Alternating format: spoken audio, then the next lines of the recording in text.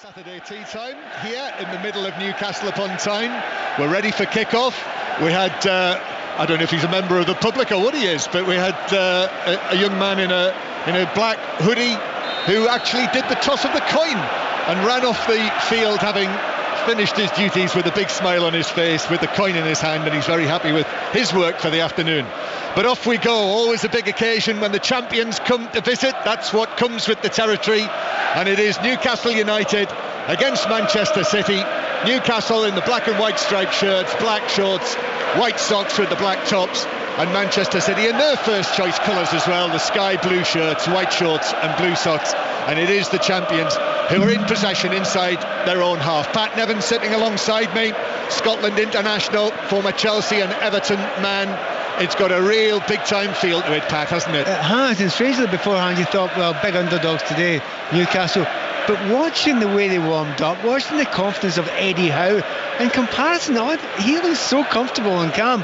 Pep looks very worried down there. It's a very strange start, but we'll see if that lasts. In my experience, even the big managers always seem quite edgy about coming here to play Newcastle United, even before the Saudi money arrived. Offside flag against Manchester City, free kick to Newcastle, who have Dubravka in goal, again, of course, with Nick Pope out. Then the back four, Captain Trippier, Cher, Botman and Byrne. The Gallagher end had a big sign-up saying everyone needs a Fabian Cher because he's just signed a new contract. So that's the back four. Then Longstaff, Bruno Guimaraes and Miley, as Isak breaks away into the penalty area, squares it, and it's in! But the offside flag is up. Sean Longstaff arriving, turned the ball into the net, but the assistant belatedly, as is the way, had to lift the flag. And actually Ederson has, I think, been collided into by either the defender who was there or Longstaff, and Ederson has got a problem. And that's what, people always go on about, the fact that you play on when everybody, inverted commas, knows it's offside. It can lead to injuries now and again, and in this case it did. But that's the rules, you have to go on with it. And Ederson was taken out of the play there, no foul. He just had to go and attack the ball. It was pretty tight with the offside there, I have to say. A lot tighter than the assistant referee. I wonder if they're looking at, that collision there. Was it deliberate? Does he go in too hard? They are looking at it. Well, two of the City players, Doku and Walker, are over there with the assistant on the far side. It was Neil Davis, incidentally, the assistant referee. Kieran Trippier talking to him as well. VAR are checking this, and Ederson was receiving some treatment. And it was actually both players, both the City defender and Longstaff, who slid into the Manchester City goalkeeper as he was coming out to the edge of his 6-yard box. So we've got a stoppage. Stefan Ortega, Manchester City's reliable number 2, is warming up. Kyle Walker. There is no way in the world that can be deliberate in the goalkeeper. You have to go for balls like that, and to be honest, he's got the ball first, put it in. There's no problem with that. No. Other than the pain that Ederson's feeling right now. Yeah, it was Kyle Walker who slid in on Ederson, who already has shown what he's all about. He received the ball in the penalty area and passed it out inches away from Isak, but he knew exactly where he was passing it. That's what he brings to this Manchester City team, and without him, good though Ortega is, they're not quite the same. And he's sitting up now and receiving treatment. I mean, it's his leg that has been clattered into, and they're taking all of their time over this, as they have to, and as they do so, Pep Guardiola down in front of us, just pacing around, hands in his pockets, hoping for good news. He does look very uncomfortable, doesn't he? It's as if he's very early in the game, not fully warmed up, obviously. His teammates are beside him, they've got worried looks as well. That worried look I mentioned from Pep Guardiola, who's about 15 yards in front of us, looks even more concerned now. I think Diaz is suggesting that he might need to leave the field. Well, they're lifting him to his feet. They're having a look at him, and he's sort of now moving around. He's sort of saying how he feels now he's on his feet. The difference is, in times gone by, your goalkeeper gets a bit of an injury, it's okay, it's only the keeper who probably manage. Not now. Ederson's got to be a player. He's got to be as fit as a player and an outfield player, because of, as you say, how much he's asked to do with the ball at his feet. OK, let's keep an eye on him. He's going to continue. Play will resume. Manchester City's team. I know I haven't gone through it in full. Ederson in goal, Walker, Diaz, Ake and Gvardiol, and it is Ake who is the central defender, with Gvardiol as left back, as the ball is played back to Ederson, who puts his left foot on the ball, and then with his right it's charged down, and now Gordon back into the middle, Almiron with a chance, no, it's away, it's run away from him.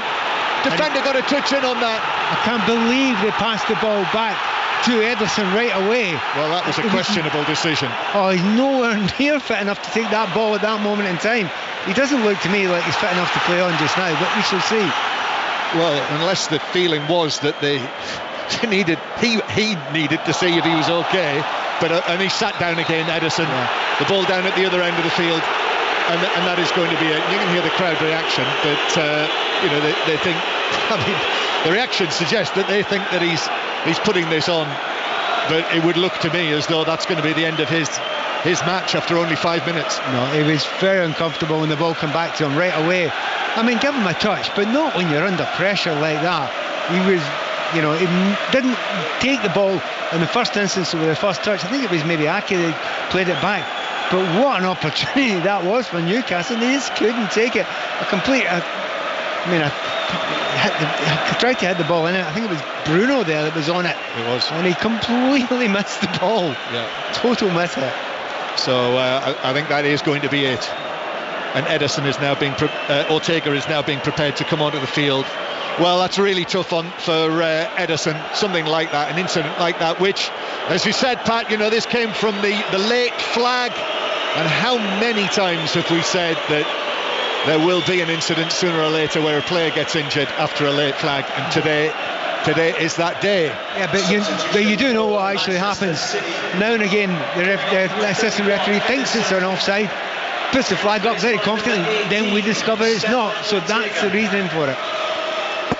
So while Stefan Ortega takes the place of Ederson, let's see how things have started in the 5:30 kickoff in the Championship. We don't have too many of those generally, but we have today, and it's a good game. Ipswich against Sunderland. Aaron Paul. Ipswich 0, Sunderland 0. Don't forget, John, Ipswich beginning this game in third place after having a 10-point gap to third back on December the 22nd. They're trying to settle in. No goals here in their last 3 league encounters.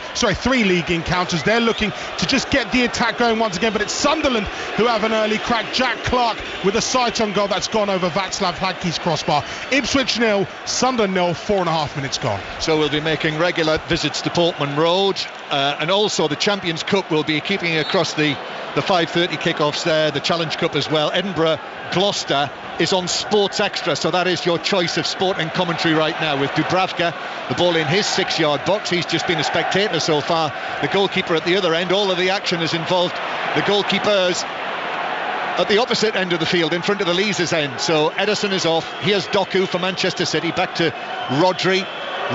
Remarkably, Manchester City have not lost in the last 49 Premier League matches Rodri has been involved in.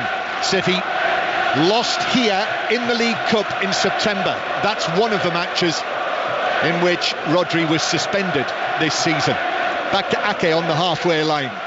Nathan Ake, little touch to his left, and then Rodri and Ake and Manchester City play the ball high out towards the right hand side here, but Dan Burn's going to get to that with his head, and Walker allows it to bounce out of play for a throw in to Manchester City. Bernardo Silva, he missed the FA Cup last weekend through illness, back in the team. Jack Grealish was a doubt for this match with illness, but he is among the substitutes, and there's no Tino Livramento for Newcastle, if you didn't hear earlier.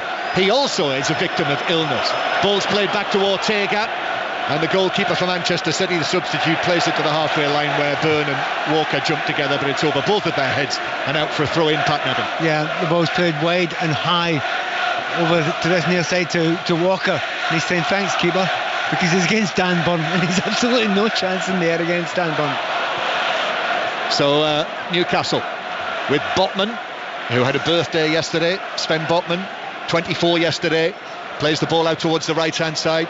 Trippier, but Ake got there first, lifts the ball through the middle. Bruno Guimaraes got his head underneath that. Dan Burn then heads it towards Anthony Gordon. A couple of touches from him, and then Newcastle go back into central defence. Bruno Guimaraes then back towards the edge of the penalty area. Yes, Newcastle, who before the win at Sunderland last weekend, where they looked a little more like themselves, albeit against the disappointing Sunderland. Remember, Newcastle have lost their last 3 league matches. Here is Doku, all bright and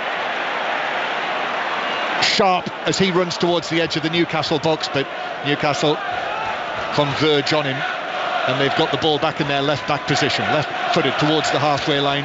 Manchester City resuming possession again. Newcastle United 0, Manchester City 0. This is 5 Live.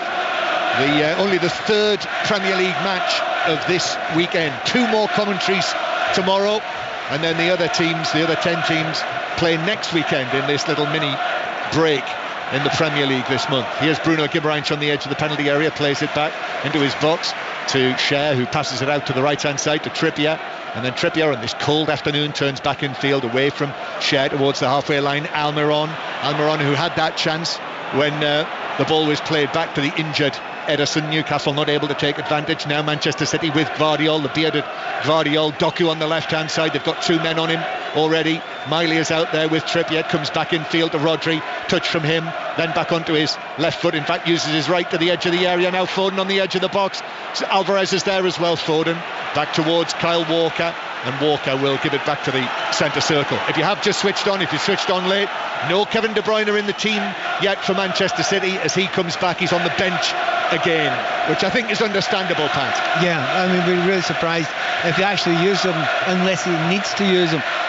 Interesting the way that was set up here. I was looking forward to watching Foden playing against Dan Burn and Doku against Trippier, but the way Foden's playing just now, he allows Walker to go in the right wing as soon as they get possession, and he goes inside to become the second 10, as it were. So I don't know if I'll be seeing that Burn against Foden too often today. Yep, Foden through the middle. It was in my mind, if De Bruyne came back in, what would that mean to the general dynamic with Foden in such good form? But as it is, I think, again, understandably, Pep Guardiola has stuck with what's served them well since they left for Saudi Arabia last month. They've won every match that they've played, and now if they win this, they'll be 2 points behind Liverpool. Here's Rodri on the edge of the area, tries to pass his square to his left to Alvarez, but Newcastle were able to cut it out. Alvarez has got 5 goals in his last 4 appearances, and Phil Foden 4 in his last 4. So Haaland, the Premier League's top scorer, who Guardiola was saying yesterday is unlikely to be on the field again until next month. They're doing okay without him, and here is Foden. Lovely touch onto his left foot, tries to pull it across, took a deflection off the defender, sliding in. It's Bruno Guimaraes actually, which carried it wide of his own near post for a corner. And that is exactly the problem we're suggesting there. Foden, you think he's lining up as a right winger. He's hardly spending any time there. His starting position's there, and then he moves in centrally. And because he moves in centrally, Dan Burn's not going to go with him all that way in there to central forward or number 10 position, and he finds space, and he's so good at finding space, Foden, just now. Corner for Manchester City. It's a high, deep one towards the back post. Miley's underneath that for Newcastle United. Heads it away. Foden is beaten by Guimaraes, and then Guimaraes goes down rather easily. Not much contact from Gvardiol, who runs away shaking his head, but it's a free kick. Yeah, and Newcastle, it's quite noticeable that even though they're at home, when they lose the ball, they're getting back in numbers, but their starting position is very, very deep indeed. They're not giving any space for those little through balls to be played in behind them. So lose the ball, get back almost within the line of the 18-yard line, and just make themselves hard to beat. Newcastle 0, Manchester City 0. Manchester City have already had to make the change because of the injury to Ederson. And if you remember, Pat, last month when Manchester City won at Everton, John Stones picked up his latest injury. That was also an incident when there was a late flag, and Pep Guardiola was not best pleased about that. I suspect he may have words about it after the game as well today. Now, oddly enough, you look at it just now, has it had an effect? Well, it's actually had no effect so far. As we say that, when Ortega's got the ball, he doesn't play it short, does he? He moves it out quickly, doesn't take any chances. Yeah, well, let's see what the extent of the injury is as well for Ederson.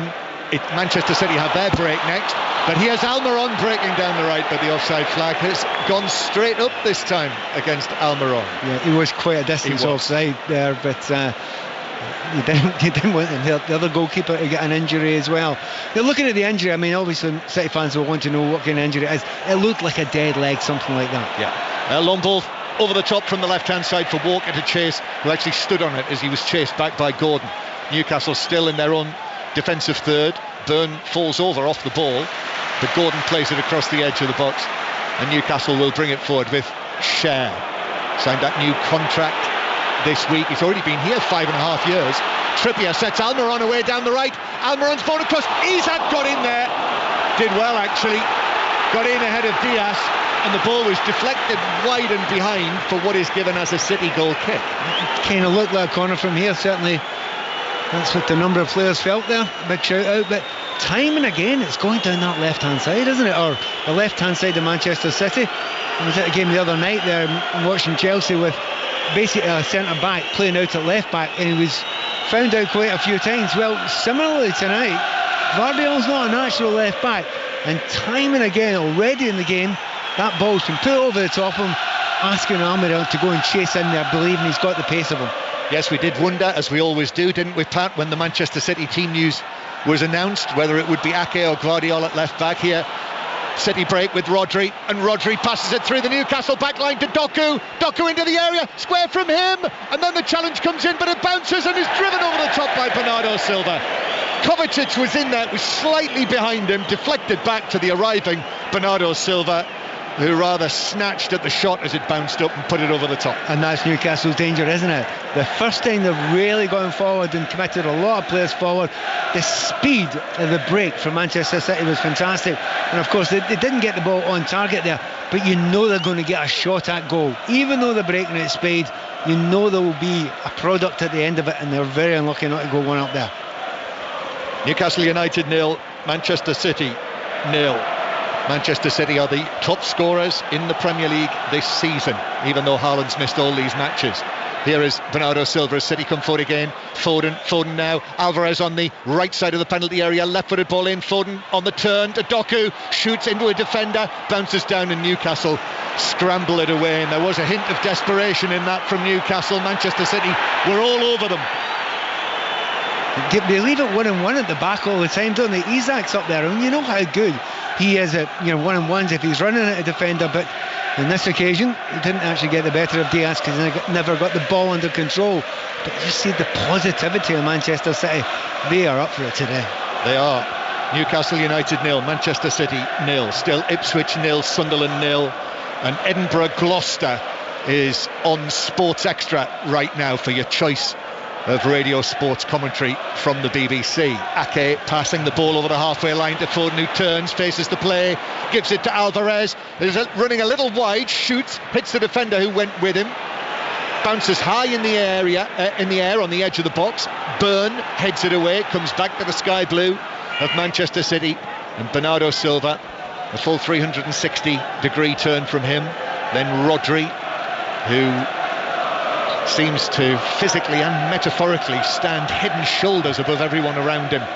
Rodri just next to the centre circle. Slip forward from Bernardo Silva to Foden, who's running infield again on his left foot. Square to Doku. Left foot shot from him, which took a deflection. There's a defender who stepped in on that, just took a flick off him. It was possibly going wide anyway, but it is a corner now. Well, we've got Eddie Howe right in front of us here, John, and he's already noticed as well. Foden is getting all the space in the world. He's just walking off that wide area. Dan Burn can't go with him, and you cannot give Foden space in there. And he's going to have to rethink about this because he's got a deep line midfielder in Gimenez who is not a natural marker. Manchester City take the corner short to Kovacic. Now Bernardo Silva back towards the left-hand side. Alvarez knocks it square, and actually Walker's going to try a shot, which he has pulled wide by a couple of yards. Goal kick Newcastle, 0-0. It's very intriguing. We just sit and watch him. The Newcastle bench here, they know they've got a major problem. They cannot allow this to carry on, because if you give Foden all that time there, he will either A, score himself, or B, lay somebody in. But the difficulty is, what do? You say to Dan Burn, follow him into the centre forward position. No, I don't think he can do that. So what Dan Burn's trying to do is pull him the other way, and he's gone to the left wing himself. Very interesting tactically. Newcastle United 0, Manchester City 0. Bruno Guimaraes being challenged centre field. He's got 3 sky blue shirts around him, and then Almiron comes back into it on the halfway line to get a touch, but he was in an offside position, so the ball will come back for a free kick to Manchester City on the halfway line. Yep, so Manchester City what's going on there?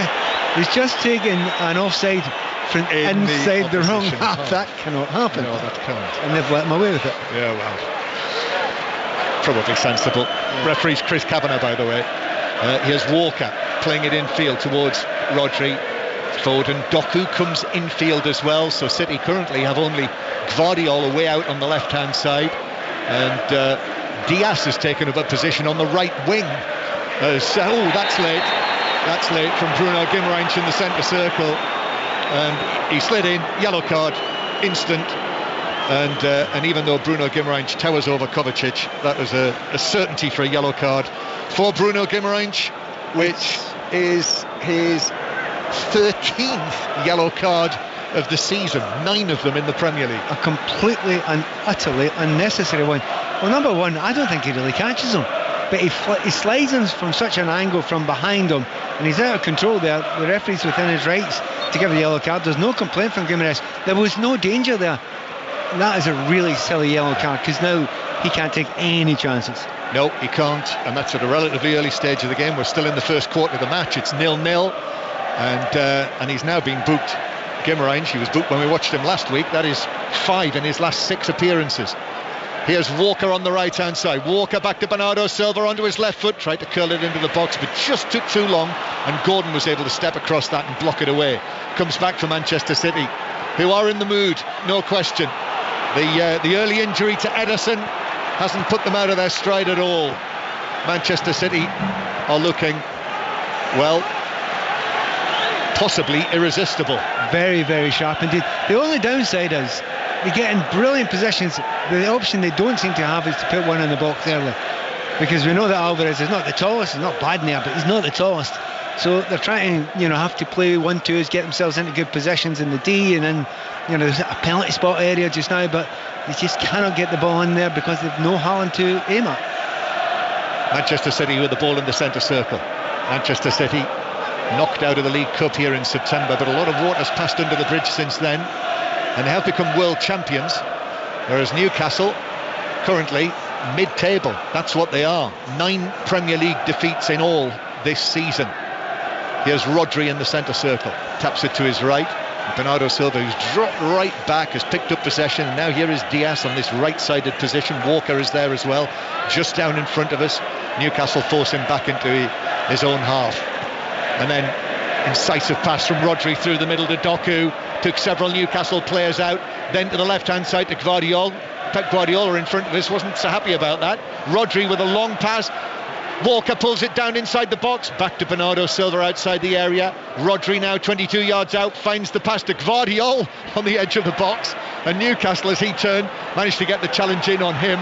Manchester City players popping up in all sorts of places. This is total football, isn't it? It is. Absolutely exactly everywhere. what it is. It's so hard if you're marking one of them. And I'm watching players like Anthony Gordon. He has run his socks off, but has he touched the ball yet? He's chasing shadows all over the place because you have no option. And the man that he's having to stay beside just now is running and ragged as Walker. But I mean, it's total football on overdrive when you have Diaz on the right wing, Gvardiol on the edge of the penalty area in an open play attack, and then Bernardo Silva almost dropping in amongst one of the central defenders. I mean, that's really, because as a player, you just want to know who your man is. When you lose ball, you get possession. And Doku now, very central. Yep. Very central in this match so far, Jeremy Doku, returning to the starting lineup after his recent layoff. He was out of the team for 8 matches when Grealish was playing. Here's Walker on the right-hand side. Walker gets the ball on the right, a deep cross. Trippier gets up to head it away, and it comes out to Gordon. And then Bruno Guimaraes passes it forward for Gordon, who knocks the ball down the line, but Diaz comes across, blocks his run, puts his hand on his shoulder. The two of them slide off the pitch together. I think Gordon might have collided with the television camera down there. Yeah. And he stayed down off the field, so play continues. And I think Newcastle want Manchester City, or at least the supporters, want Manchester City to put the ball out of play, but I don't think they've got any intention of doing that, and Gordon's okay, thankfully, and is able to come back onto the field. He was holding his shoulder there. Well, he still is flexing his shoulder. Newcastle have already lost 2 men this season needing shoulder operations, Jacob Murphy and Nick Pope, and he is not happy. But he's back on the field, and it's Manchester City attack. Gvardiol from the left back position, and now Doku's out there. Challenge comes in on him from Miley, but Doku goes through that and pulls the pass out to the right hand side where Walker has space. Walker's cross low across the 6-yard box is tucked in. Bernardo Silva makes it 1-0 Manchester City. That had been coming, and Manchester City do indeed prove to be irresistible here at St James's Park. They find a way through in the 26th minute. Newcastle United 0, Manchester City 1. We've said from the first minute the problem that Newcastle have got. Foden comes off the right wing, goes in and leaves a massive bit of space for Walker. It means Gordon has to chase him back. Problem is, Gordon was speaking to a television camera at that point, never ever got back in time, and by the time the ball's played out to Walker, the ball's played across. Now we've got to see if when the ball was played out to Walker, was he offside when it's played out?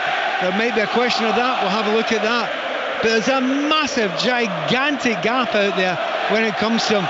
But take nothing away, when the ball's played in, it's brilliant, and the finish is a delight. Absolutely delightful finish from Bernardo Silva. I mean, quick as a flash.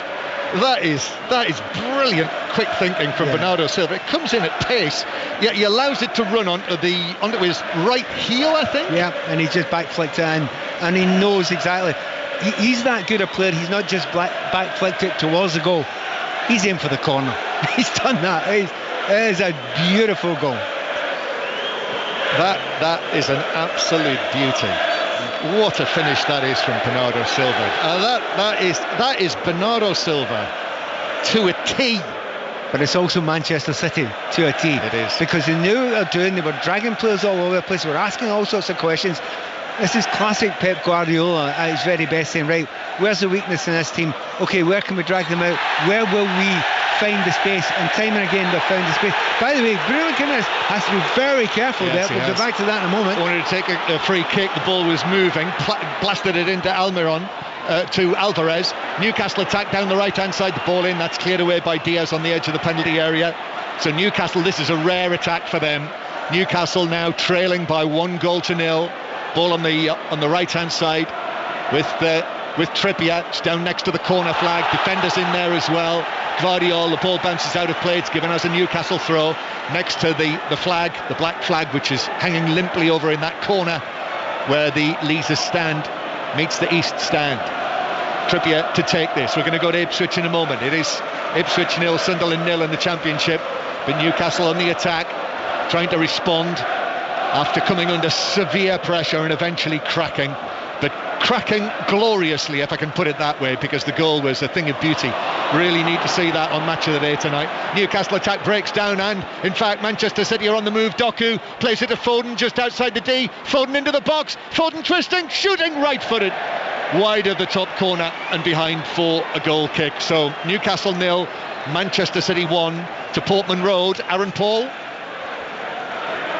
where it is Ipswich 0, Sunderland 0, and we'll see Newcastle take this goal kick. But Foden there, Pat, irresistible. And this is the problem. You know, I mentioned really early on, look, here's the problem. It's the right hand side. It's what Foden's doing on and off the ball. On, they've got another chance. Yeah, they've lost it, and Bernardo Silva shoots, and it's pushed onto the angle of post and bar by Dubravka. Very good save. Newcastle caught playing out from the back. Bernardo Silva with another flick into the box. Newcastle block it, and Bruno Guimaraes brings it away. But Bruno Guimaraes pass, Gvardiol is all over that. Brilliant run to the edge of the area. Still Gvardiol, but the shot was wasteful and wide and lands a quarter of the way up the Gallagate end. Newcastle fortunate to survive. 1-0 Manchester City lead and back to Portman Road. Aaron. Ipswich 0, Sunderland 1. I was going to tell you that Sunderland have forced 2 good saves out of Václav Hladký, but it's third time lucky, and it's come from Jack Clark, left side of the area. He's just diverted the ball past the Ipswich Town goalkeeper, and it goes from bad to worse for Kieran McKenna's side. They've created nothing in this opening 26 minutes. Anthony Patterson in the Sunderland goal has been a spectator. Ipswich 0, Sunderland 1. So Sunderland in front against Ipswich. If you haven't heard the news earlier, as Newcastle are caught offside in the Championship. The leaders Leicester lost at Coventry. Southampton currently second after their big win against Sheffield Wednesday. Leeds and West Brom also won. And in the only match earlier today in the Premier League, Chelsea 1-0 winners against Fulham through the Cole Palmer penalty. So that's all subject matter for 606 with Robbie Savage and Chris Sutton once we've wrapped things up on 5 Live Sport. You could almost do a 606 in this game already. There's been so many incidents. There's Foden, who's dispossessed. Burn slides in with a challenge over the top from Longstaff, headed away by Ake on the edge of the box. Akanji is also going to be out for a little while with the injury that he picked up in the FA Cup last weekend.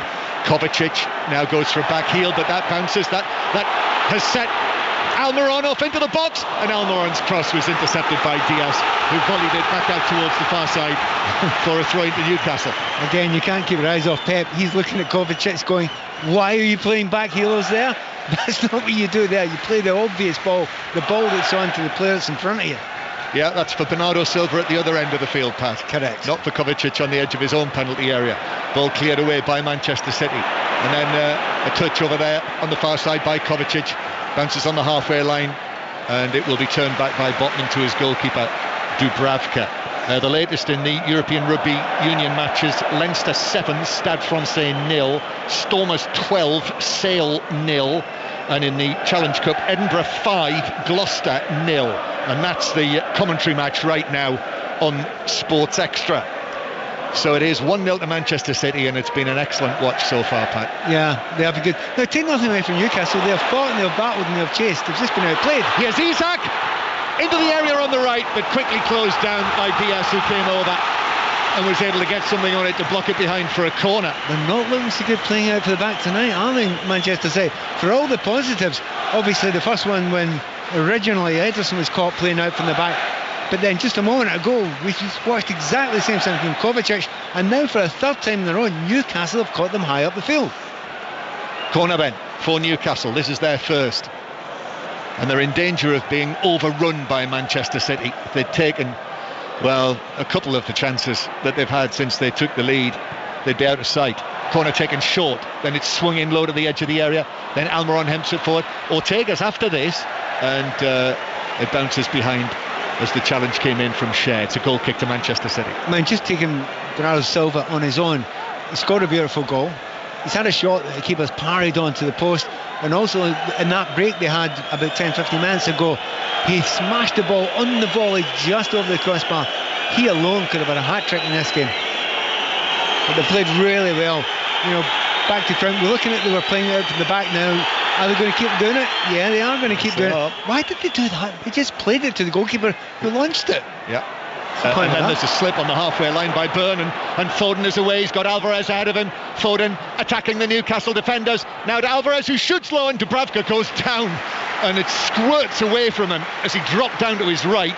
The ball hit his body, spun away the other way, behind wide of the post and through for a corner. They are vicious on the break, Manchester City, aren't they? The pace, I mean, there seems nothing on, but you know that it's like De Bruyne. When he attacks and there's any space, he will play the right pass. Foden is exactly the same as that now.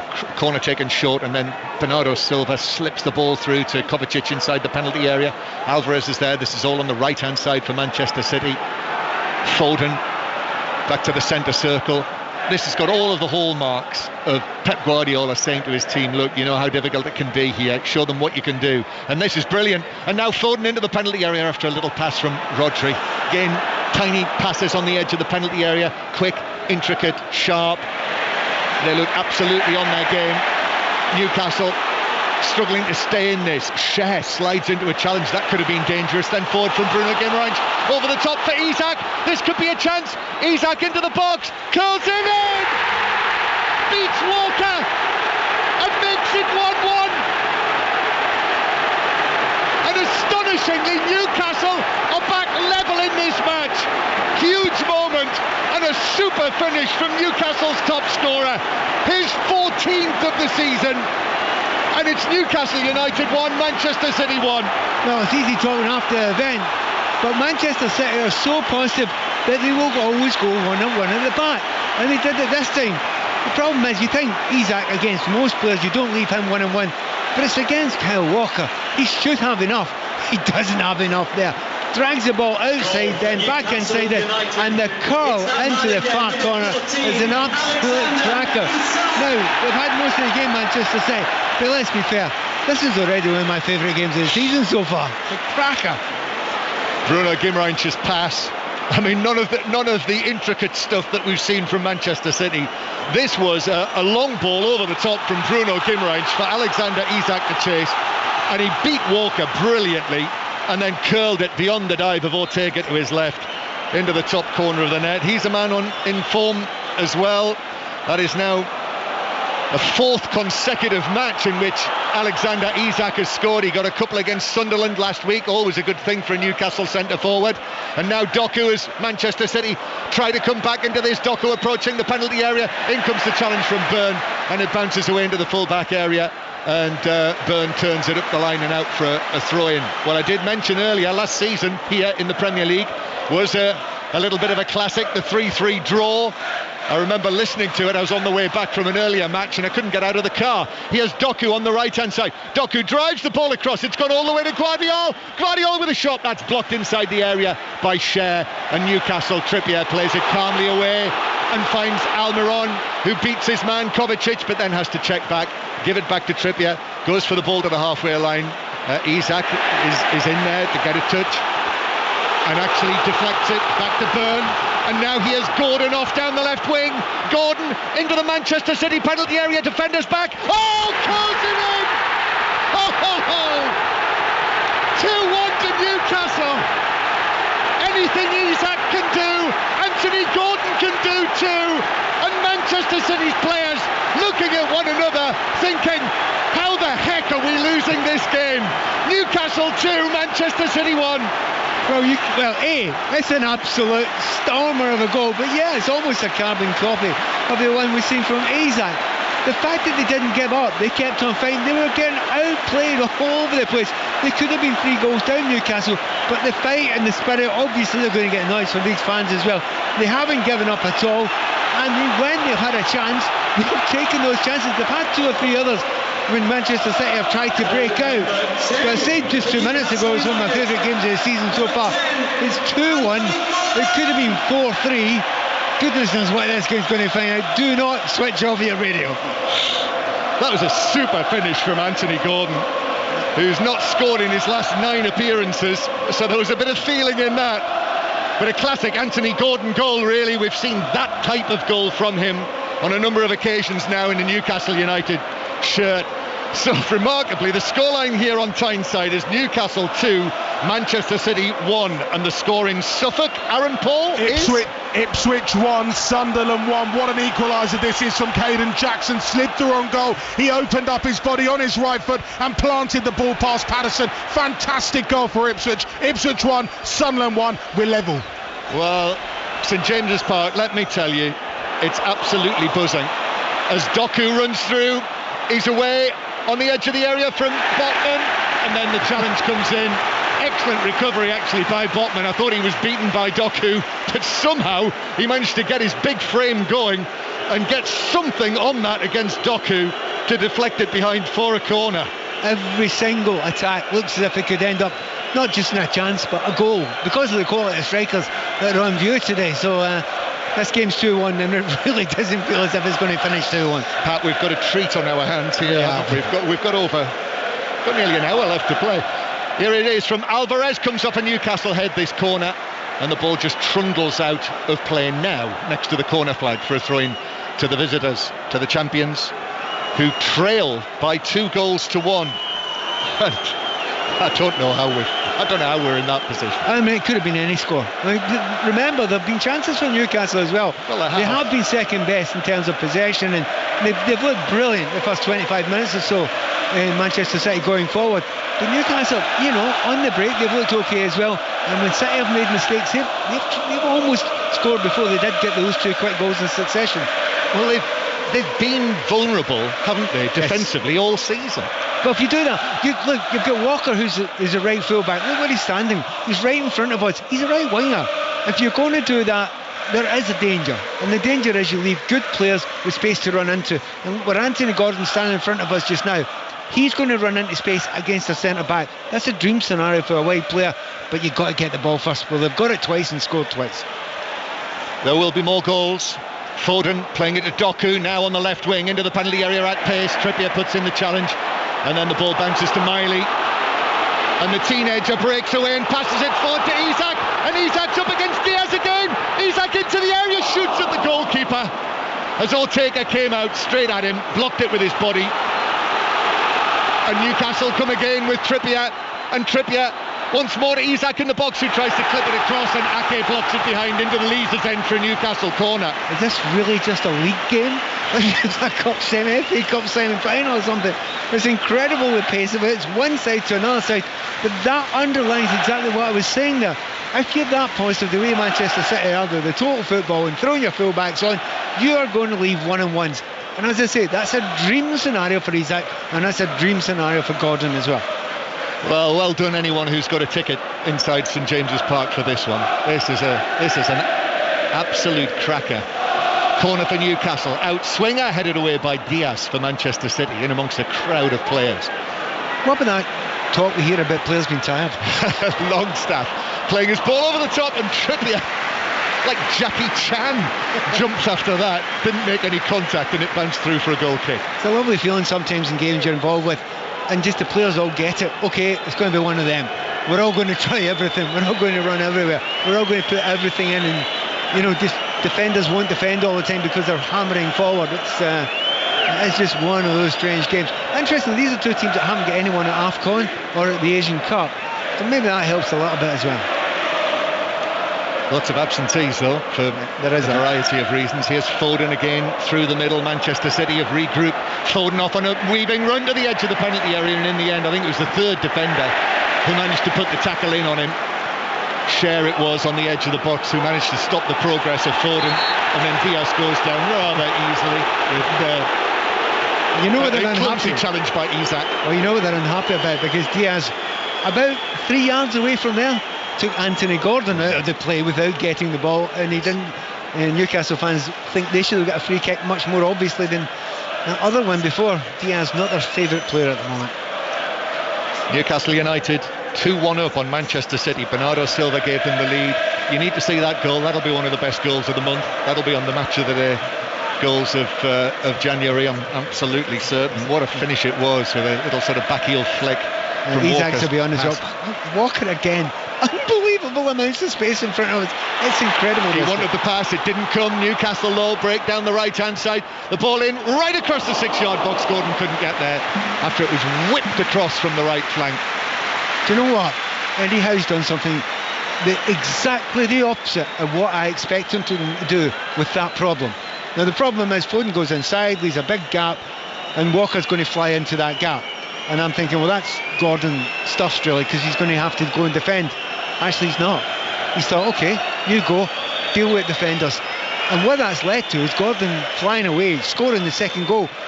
It's dangerous, it's open, it's making it that's part of the reason why this is a very, very exciting open game. Yeah, collector's item here as defender Diaz, as the ball is played forward to Almiron, who flicks it goalwards, but the offside flag was up against him, as I think I had a feeling it was going to, and it did come, the flag, so if it had ended up in the back of the net it wouldn't have counted. But previously Diaz, as Manchester City set up to take a short goal kick, Diaz ran up and larruped it long downfield onto the head of Dan Burn. Do you know how many times now, it's about 4 or 5 times, that on that right wing for Newcastle they've just put the ball over the top, and there's an almighty gap in behind there. They've not got a goal out of it yet, Newcastle, but they're going to get a chance. Manchester City have kept one clean sheet away from home in the Premier League since August. And if you remember, that was against, on a day Manchester United were particularly hapless against Manchester City. You can hear what happens next to Manchester United tomorrow, by the way. That's on 5 Live. 2 commentaries. Here's Foden for Manchester City through the middle. Another one of those bustling runs to the edge of the penalty area. And eventually it's Trippier who comes in with the challenge after he went past the initial attempt from Longstaff to stop his progress. And he just gets the ball there, and there's one thought in his mind, Phil Foden, through the middle. Well, Botman, that's a brilliant chance by Botman, but he doesn't want to come out and do that there. Doku to Alvarez. Alvarez, quick feet, pokes it to the right-hand side. Kyle Walker is out here. Walker. Alvarez, infield, right-footed to Rodri.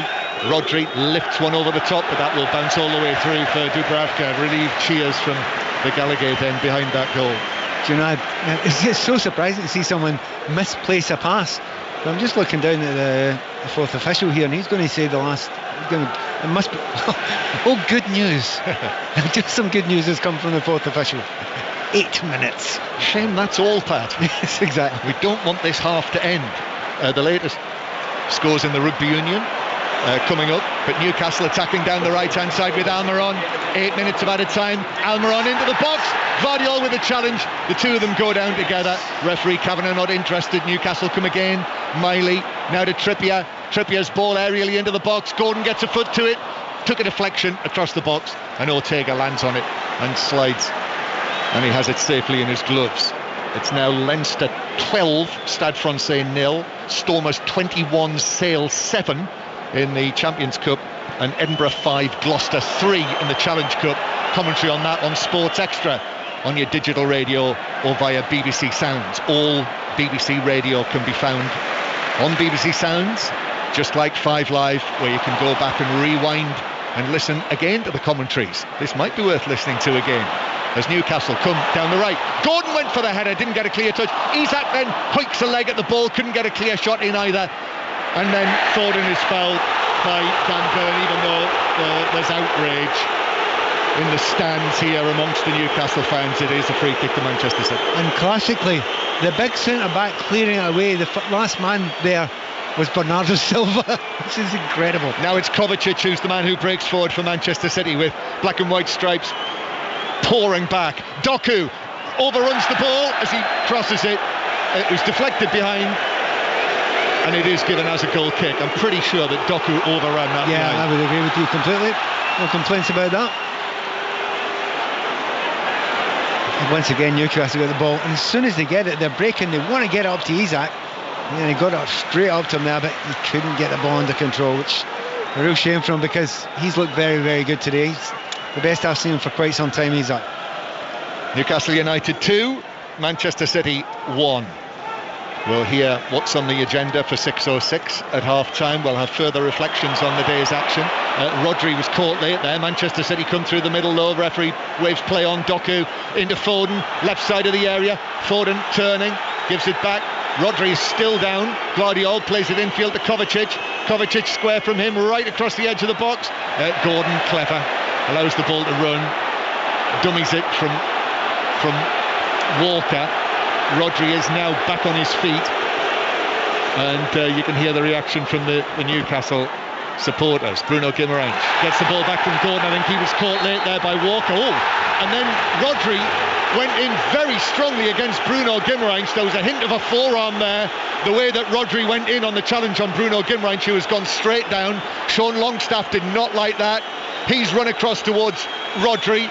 And, you know, Rodri, remember, the red mist has come down on Rodri once already this season when he was sent off in the Nottingham Forest game, wasn't it? When he had that, when he lost his cool against Gibbs White. And yellow card is what is given. I mean, Rodri is laughing about that. I don't think it's a forearm. I think it's more his shoulder. He's left his shoulder in there. He's saying he's completely innocent. I'm not buying it. There's a referee. No. He knew what he was doing there, and he made sure that Bruno Guimaraes got a fairly hefty one, a dull one, as we'd say in Scotland. Well, and let's not forget as well about the challenge from, it was Walker, wasn't it, on Gordon down here. That was late as well. And there's a little bit of something being said by one of the Manchester City coaches. Pep Guardiola is just taking him away from the fourth official, Tim Robinson. So Newcastle United 2, Manchester City 1, and it's got a bit of spice in it as well, Pat, as well as all of the excitement. Yeah, you have to advise everyone in this game. There's so many things going on, and you know, just about any player in this game could actually make the difference. Really early on in the match, Manchester City lost their goalkeeper, Ederson. That was after play continued following an offside, and Walker and Isak slid into Ederson, who was injured in the aftermath and had to leave the field. Ortega came on to replace him, and since then it's been all action. Manchester City taking the lead, but could have scored many more than the Bernardo Silva goal that they did. But then Isak and Gordon scored within 2 goals within little over 2 minutes of one another to turn the match right around. And Newcastle here, you know, when they get things going here, it's incredible what this team can do. We were just thinking before the game, will we see Kevin De Bruyne? Well, if you're coming back, you want an easy, quiet, slow game to play into. Maybe it was best to leave him on the bench at the start. So it is now Manchester City who are facing defeat, although there's still a long, long way to go. 8 minutes of added time at the end of this first half. We're still playing. Almiron tries to play it through the middle. That was intercepted by Diaz, who puts his foot on it, plays it to the right-hand side. Bernardo Silva is onto this. Bernardo Silva's crossfield pass to Gvardiol, who pulls it down. He's had chances as well. Gvardiol, there was that crucial save from Dubravka, actually from Bernardo Silva's shot, wasn't it? Yep. That was reminiscent of the shot that Bruno Guimarães had against Milan in the Champions League when Maignan saved it onto the crossbar. That was an excellent save, and so was this from Dubravka. Absolutely crucial in the context of this match. Here's Miley now in centre field, coming in for the injured Joe Linton, the number 67, the 17-year-old. But Newcastle lose it. Kovacic now plays it to Doku. Doku into the box, and now tries to find a way across with the pass. Tried to thread it through, but Newcastle legs were in the way, and it was deflected immediately behind for a corner. And to sum this game up, the furthest forward player in that attack there for Manchester City, Ake. It's just, they're all attacking, they're all taking in turns just to go. When they play a ball forward, they follow it, and it's making it such an exciting game. Yeah, it is. Corner then, Alvarez. Here it is, high one in. Dubravka gets a punch on that. It bounces off the defenders. He's very fortunate. On the ground, the ball bounced back in between his legs and stuck there. He got very, very lucky indeed that. He didn't get much on that at all. He went to punch it, got no pace on it at all, no distance on it, no height. But just, I think it was off his own player and came back straight to him, so he can breathe again.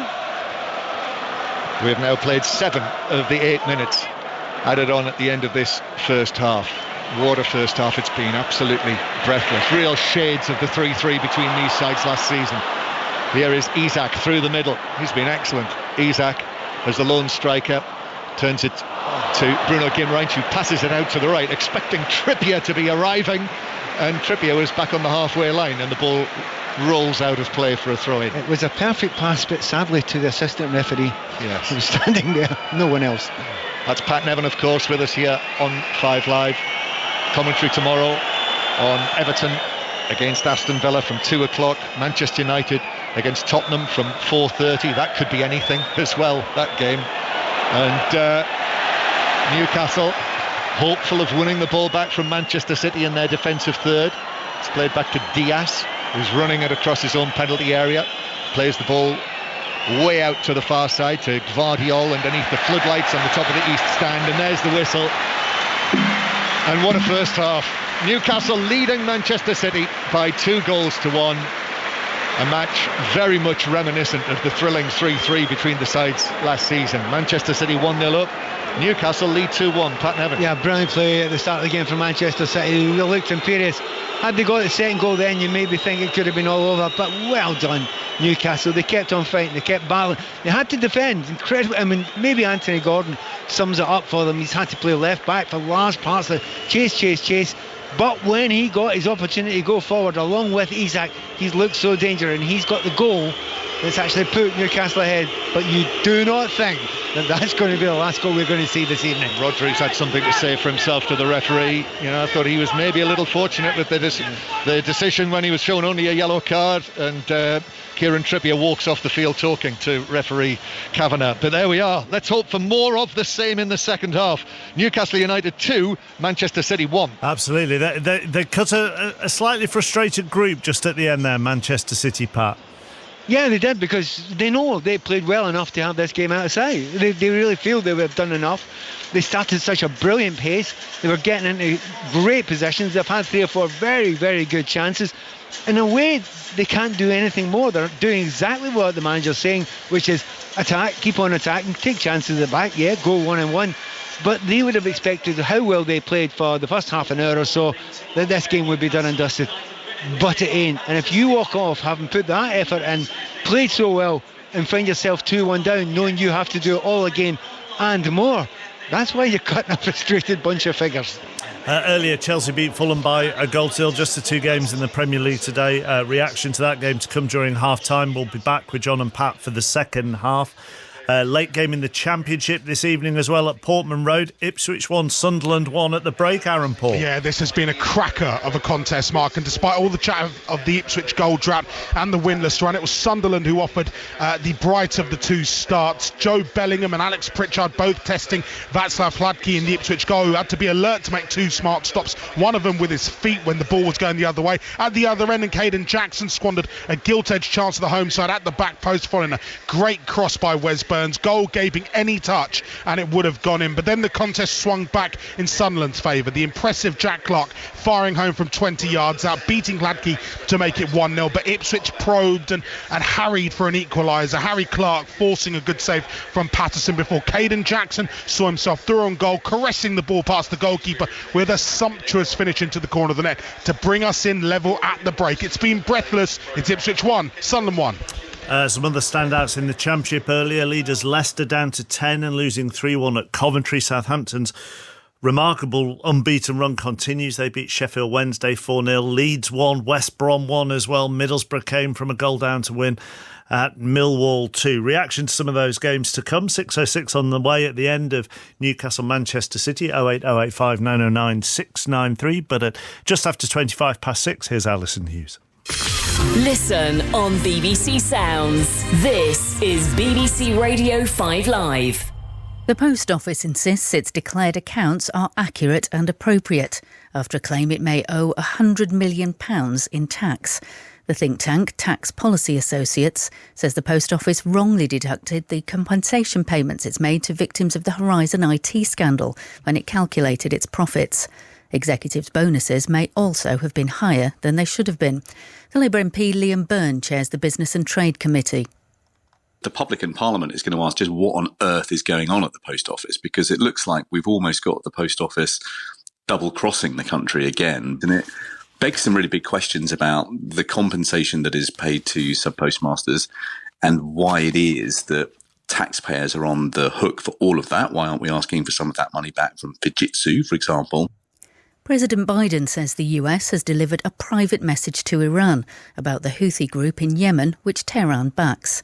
The Houthis say their response will be strong and effective after the US attacked their positions in Yemen for a second night, following the group's attacks on Red Sea shipping.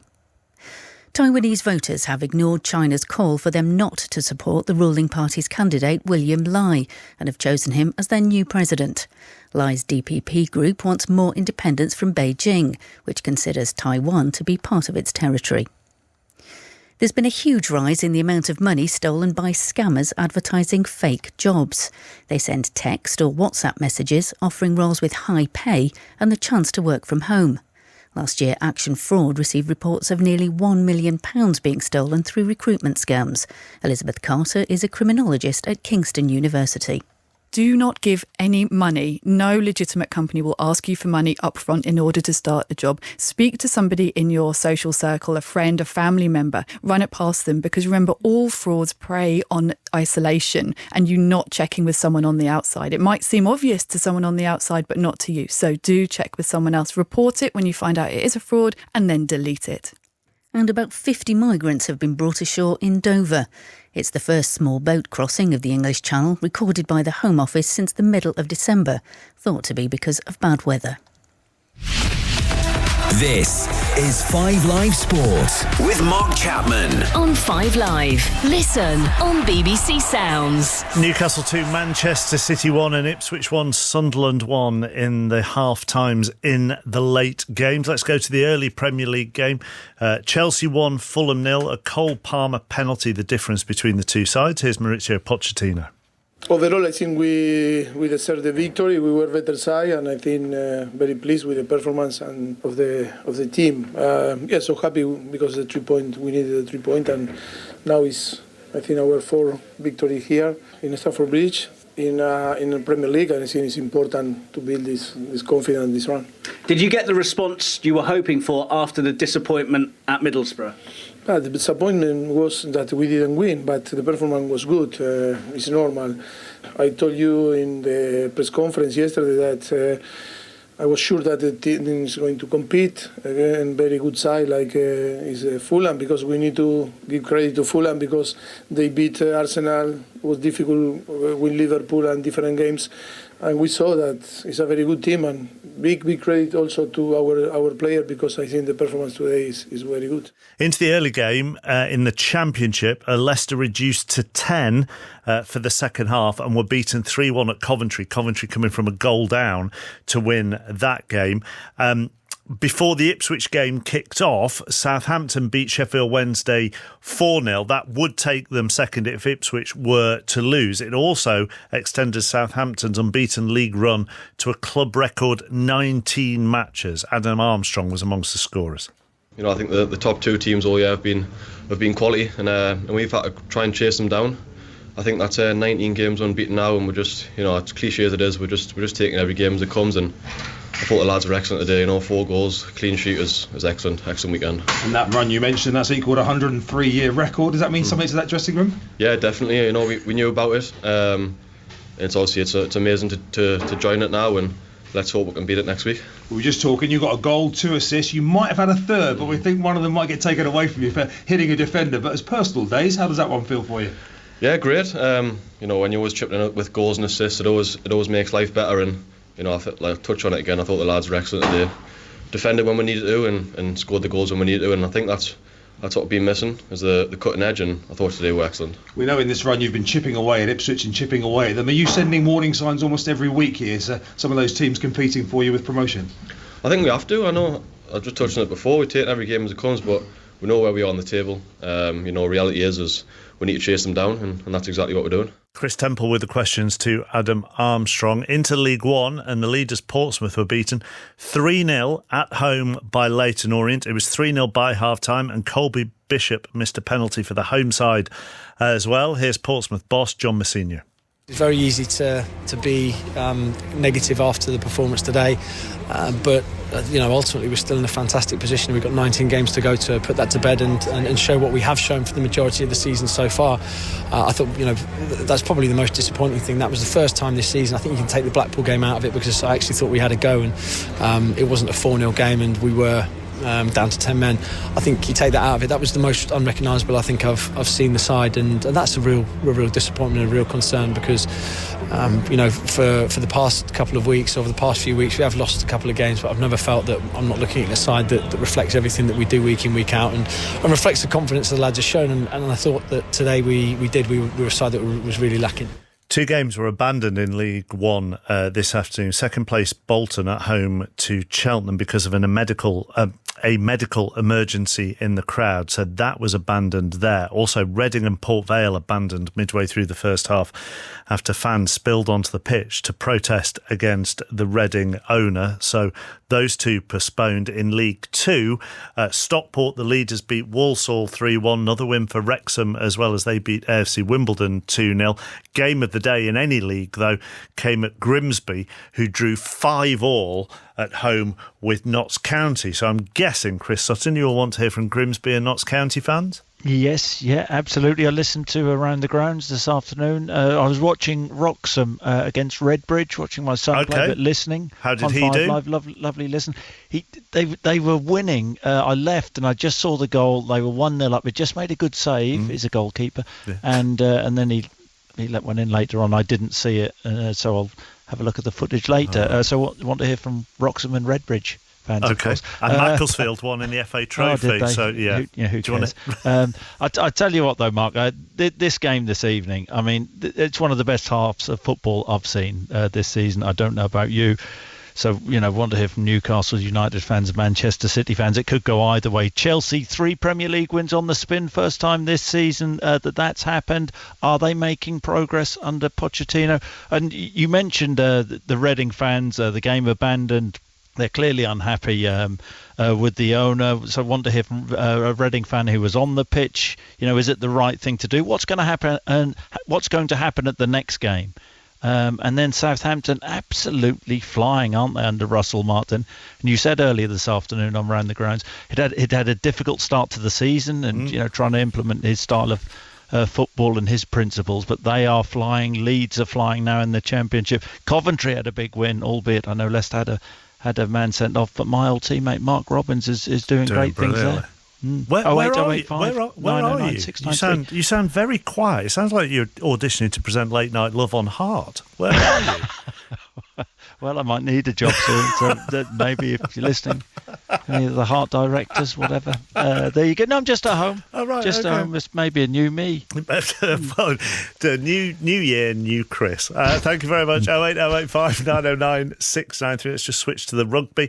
Exeter made it through to the Champions Cup knockout stages with a game to spare after a dramatic 1917 win over Glasgow in Pool 3. Sarah Orchard was at Sandy Park. Exeter trailed the entire match as Glasgow had arrived on a mission. The Scottish side need to make up for lost time in the Cup. That's after they'd lost their opening match way back in December. And it actually wasn't until the 76th minute that the Chiefs finally levelled the scoreboard as Zach Wimbush touched down in the corner. Once again, centre Henry Slade delivered the winning points for the Chiefs and the West Country victory. He slotted a touchline conversion with ease. However, the match was far from over. Glasgow thought they had snatched back victory. Ewan Ferry's 80th minute try was eventually chalked off for being offside at the scrum. Slade was the hero once again, persistently showing how he has channeled that disappointment of missing out on selection for England at the World Cup last year. He told me at the final whistle he could have seen the match go either way. Can't really explain my emotions at the end there. I was obviously relieved. Part of me wanted to, I don't know what I wanted to do, but part of me was in disbelief, part of it was absolute anger at the situation. I couldn't believe it. I don't know how we'd messed that up so bad, but I think those decisions can go either way. I think if you're Glasgow, obviously you're feeling completely gutted and disappointed. For us, obviously elated to get the win at the end is massive. You've qualified for the next round, still to be determined if it will be at home or if it will be away, so plenty to play for. But this week there'll be a lot of chat about England, a squad named on Wednesday. How are you feeling about that for the Six Nations? This season, obviously, from the summer, massively gutted not to have gone completely distraught. But I feel like I've used it in a good way in terms of a motivation and a drive to keep improving. I think I've sort of reset myself back to the mindset of before I even got picked for England was, how do I get picked? Is by working hard every day here, playing as hard as I can with these boys at the weekend, controlling what I can control. And I feel like that's been a big positive step for me coming into this season, just worrying about my performances week after week for Exeter, and hopefully that's enough to put my hand up for selection. We'll see in a few days, but fingers crossed. Slade has previously told the Rugby Union Weekly podcast that Borthwick has been in touch and expectations will be high that he is named in that squad. From a Glasgow perspective, there will be frustration. A losing bonus point means they will still be under pressure and they need to beat Toulon at home next week to reach the knockouts of the Cup. And also in Pool 3, it finished Toulon 18, Munster 29. In Pool 1, Bristol lost 17-31 to the Bulls. So Bristol now need to rely on Saracens being beaten tomorrow to have a hope of proceeding to the last 16. Lyon beat Connacht 34-20, so that essentially ends Connacht's chances of reaching the knockouts. Latest scores in Pool 4, Leinster 17, Stade Francais 0, Stormers 21, Sale 14. Ronnie O'Sullivan's into the final of the Masters Snooker after beating Sean Murphy. The second semi-final, Mark Allen against Ali Carter, gets underway at 7 o'clock and is on BBC Two. Let's just go back to Portman Road, second half underway. Aaron Paul. Just underway. It's a fast start from Kieran McKenna's side. Ipswich 1, Sunderland 1. Ipswich looking to retake second spot in the championship table, and it's a great move. Harry Clark down the centre of the pitch, squaring it for Leif Davis, 30 yards out, stinging the palms of Anthony Patterson in the Sunderland goal. It is Ipswich 1, Sunderland 1, 46 and a half gone. Don't forget that the first tennis Grand Slam of the year, the Australian Open, gets underway in Melbourne overnight. Tommy Fleetwood has a one-shot lead over Rory McIlroy going into the final round of the Dubai Invitational. And the playoff game in the NFL between Buffalo and Pittsburgh tomorrow has now been moved to Monday due to heavy snow in Buffalo. Another 45 minutes of the same, everybody hopes, to come from St James's Park. Newcastle 2-1 up on Manchester City. Here are Pat and John. Yes, that's what we want. That's what we want. We're raring to go on with Pat. Well, I don't want 45 minutes of the same. I want about 55 minutes. An extra 10 on top of that. No changes, I don't think, here. No surprises, because I don't think any players played particularly badly. No De Bruyne yet. Still on the bench. Newcastle with Dubravka in goal. Crucial save from him when it was 1-0 to Manchester City. Trippier, Sher, Botman and Byrne, Longstaff, Gimmerange and Miley as the second half begins. Almiron, Isak and Gordon, and Manchester City with now the substitute Ortega in goal. Back four of Walker, Diaz, Ake and Gvardiol, then Rodri and Kovacic, Bernardo Silva, Phil Foden, Jeremy Doku and Julian Alvarez. Manchester City led 1-0 and were all over Newcastle. Bernardo Silva's excellent opening goal, the flick with the inside of his heel, it's brilliant. See that on Match of the Day tonight. And then Newcastle, out of almost nowhere, scoring 2 goals in a little over 2 minutes through Isak and Gordon, and that's where the score is as the second half begins. I do remember that 3-3 last year here. Similar sort of scenario, and it did carry on as it was in the first half in the second, so we'll see. Here's Kovacic. Newcastle black and white striped shirts, they're attacking the Gallagate in this second period. Manchester City sky blue and white, and it is Rodri, yellow carded just before half time, square towards Bernardo Silva. I mean, there was a spell in the first half, Pat, where Manchester City were just very close to their best. Absolutely. Barcelona-esque at their very best in the old Pep Guardiola days there, but they couldn't get that second goal. They just couldn't get that knockout punch, and because of that, they've got a game on. Yeah, not unlike that performance against Real Madrid in the Champions League at the Etihad last season. But Newcastle hit them where it hurts. So Manchester City currently facing what would be their 4th Premier League defeat of the season, but there's a long way to go here on Tyneside as Rodri lifts the ball forward through the middle towards Alvarez. Rodri's then on to it as it comes back to him. Gvardiol, low ball in towards the edge of the area. Alvarez is on to this. Alvarez gives it to Doku inside the penalty area. Trippier clears it. It actually hits Almiron. Shouts from the Manchester City fans way up at that end of the ground in the Leazes end for a handball, but referee Kavanagh ignores that. Manchester City take up possession again. Bernardo Silva, touch with the right foot, then with his left, gives it out to the right hand side to Walker, then back to Bernardo Silva, square from him, Rodri, 25 yards out, he lifts the ball over the top, a stretch from Byrne, and it does drop out of play for what is the first corner of the second half to the champions. Well, we didn't expect Manchester City would do anything else other than go and attack, and once again, Walker, as he loves to do, playing in the right wing, flying past Dan Byrne there, asking all sorts of questions and stretching that defence. Pep Guardiola's also asking all sorts of questions, just down in front of us, turning, speaking to his coaching staff. Alvarez takes this corner short, away over on the far side to the little bearded Bernardo Silva, then back to the World Cup winner Alvarez. Challenge comes in on him, it bounces back towards the halfway line, and Kyle Walker is the only man there in either blue or black and white. So City start again from the halfway line. Rodri picks up a pass right-footed onto the chest of Doku, whose heels are almost on the white line, just down to our left. We're very close to the action here. All the better for it, Pat, for a match like this. It feels like we're almost a part of this. As Doku goes off on a run down the right, Trippier puts in the challenge. Almiron with his head down, up against Gvardiol, but it is the Croat who comes out with the ball. Now Rodri into Bernardo Silva in the centre circle. Gordon comes across, and here's Foden. Foden centrally out to the right hand side with the pass to Walker. Foden goes out there to support him, but Bernardo Silva is there as well, and square towards Rodri, and then Kovacic, who's forced away by Miley, comes back to Rodri, and Rodri slips that pass through to Walker. Walker pulls it back, but Burn in position just lifts it behind into the fans behind the goal for a corner. He's going to get into that position all night long, Walker. He gets to the byline, but there's a lot about me that looks at Eddie Howe thinking, okay, get there, we'll defend it, we've got plenty of big men in there. They weren't able to do it against Bernardo Silva, but so far, apart from that, no real chances from that right hand side. So it's a corner again. Alvarez outswinger towards the penalty spot. It doesn't bounce. I thought it was going to bounce, but Burn stretched one of those long legs and just got to it, I think on the half volley, and we cleared it away out of the penalty area. City come again. Alvarez's ball in again. It's Burn there with a left instep this time to get the ball away as he stands up tall. City again comes out to the left hand side. Doku is there, hair dyed, tied up behind his head, comes infield on his right foot, then turns back to his left. Young Miley puts in the challenge.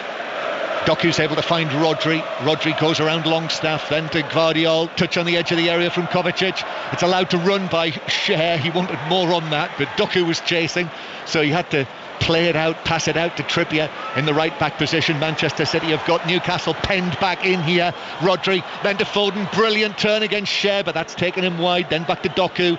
Doku runs 1 foot over the ball. Brilliant. Gives it back to Kovacic. Could shoot here. He does, but it's blocked by Bruno Guimaraes on the edge of the penalty area, and City go back to the halfway line. These people that watch that have watched Kovacic for a while and thought, it's okay, it's only Kovacic. He doesn't score that many goals. Scored 6 in his entire time at Chelsea. Won the Champions League with them though, and has the pedigree of Real Madrid. Rodri wins the ball back from Longstaff. He's on a run through the middle, and the challenge comes in from Burn, and he took him down there. Burn came in, caught him around the hip, and bundled him over, and it is a free kick to Manchester City. It's one of those good free kicks to give away, isn't it? He's got himself in a great position there. It was Rodri, wasn't it? Real power, gets away, and he's past Burn there, and he just makes sure he shoves him to the ground, and it's about 27, 28 yards out. That must have flirted with a yellow card. Absolutely. For Burn. I thought that myself. Yeah, but it wasn't shown by Chris Kavanagh, so it's a free kick. Well, all the contenders to take this. Slightly right of centre. It'll be what, Pat? Maybe just over 25 yards? Yeah, 26, 27, something like that. So Alvarez is there. Kyle Walker is there, but I think as the captain, just in discussions. Yeah. For distance, it's just right out, maybe just a little bit far for Silva. We never know. I know David Silva was a great favourite of yours, one of your favourite players, but I think Bernardo Silva is right up there with him now. Pains me to say it, but yes, I agree. No, it doesn't pain me. Yes, both brilliant players. Carries on like this, he'll have a statue as well when he eventually leaves, as he has been threatening to do for some time. But he's still here, and he's right at the centre of things, and it is Bernardo Silva in the white boots with this free kick. No, it's Alvarez who curls it, and Dubravka leaps to his left and gets both gloves to it and pushes it away well wide, actually into the full-back position. City come again. He got a good sight of that, the Newcastle goalkeeper. It remains Newcastle United 2, Manchester City 1. City with Alvarez, then Rodri overhits the pass through the inside right position, and Dubravka allows it to run through for a goal kick. Pat Nevin. Yeah, just a little look round from Foden as if to say, what, you didn't pass that correctly? He made the wrong choice. He's actually just surprised by it, not angry, just surprised by it. But the game started off not dissimilar to the way the first half started off. Lots of possession for Manchester City, but Newcastle know that's going to happen for periods of time. They need to make sure they've got constant concentration. They've shown that at the start of this second half so far. Newcastle United 2, Manchester City 1. This is a great venue for a match like this, as Gordon plays it through, but Isak is in an offside position. They've changed those rules, haven't they? That offside, they're not letting it run so much now, are they? After that original injury. Ederson was injured in the first half after a late flag allowed play to continue. And by then, the Manchester City goalkeeper was injured as the attack continued, as Isak and Walker slid in on him. Newcastle 2-1 up. But a great location for a match like this, just next to the city centre here, up on the hill in Newcastle, as Ortega clears the ball towards the halfway line. It's a cold, dry night, and Newcastle with Almiron. And if Newcastle are able to, even though they've come under some pressure in the second half, they're able to find a third goal, then the cat really is among the pigeons. Bruno Guimaraes crossing from the right-hand side. It hit Diaz, but bounced for Manchester City. And then Dan Burn is there, all over Foden. Looking at them, it feels like it's almost man against boy there in terms of their height. And it's out of play for a throw into Newcastle. Longstaff tried to do exactly the same as what Bernardo Silva did in the first half. He tried exactly the same skill. Only certain players can do that to that level. Couldn't quite get the flick on target.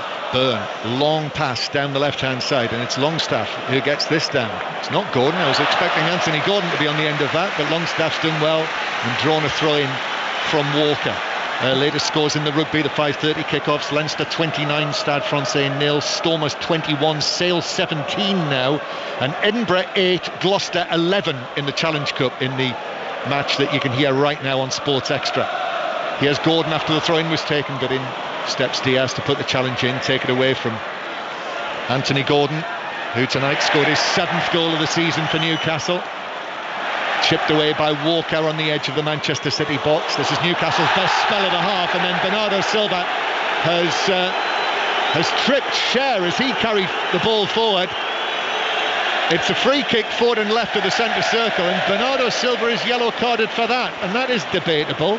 After, well, Pep Guardiola just down in front of us, I think he's asking the same question, saying, how did we not get a yellow card for Byrne for his challenge on Rodri, but Bernardo Silva gets booked for that? I suspect the referee was slightly put under pressure by 40 odd thousand people telling him what to do there. I think he tried to keep his card in his pocket there and eventually gave in. Free kick for Newcastle. It's not quite had the thrills and spills yet of the first half, but there's time yet. Trippier with this free kick. And the thing is, as well, as I say, Manchester City now need to keep this back door shut. Trippier takes this in, right-footed. It comes off a head, I think possibly a City head. Nathan Ake jumping for it in amongst a crowd of players. And City quickly move away downfield. Bernardo Silva with the pass, but Kieran Trippier is there ahead of Doku as well. Gets the support there of his home crowd, the captain, the Newcastle captain.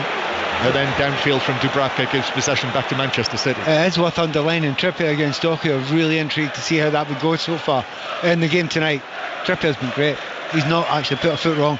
And to be fair, he's had a lot of help from Miley in front of him when he's been one-on-one. So, Kieran Trippier, all the questions he's been asked so far, Pat, I think he got back on the bike last week at Sunderland when you and I watched him. He's been very good. But it's stepped up here playing against Doku.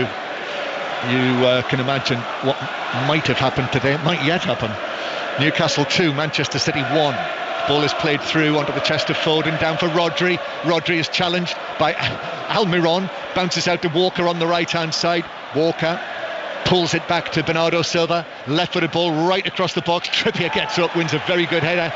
Just talking about him, this time against Gvardiol, and he was certainly not the favourite to do that.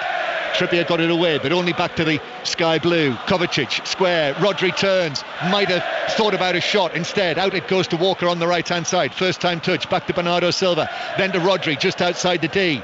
Newcastle plays in front of him, Kovacic, then a flick from Foden, comes back to Foden, low shot from Foden, but Dubravka goes down to his left and is able to gather the ball into his body.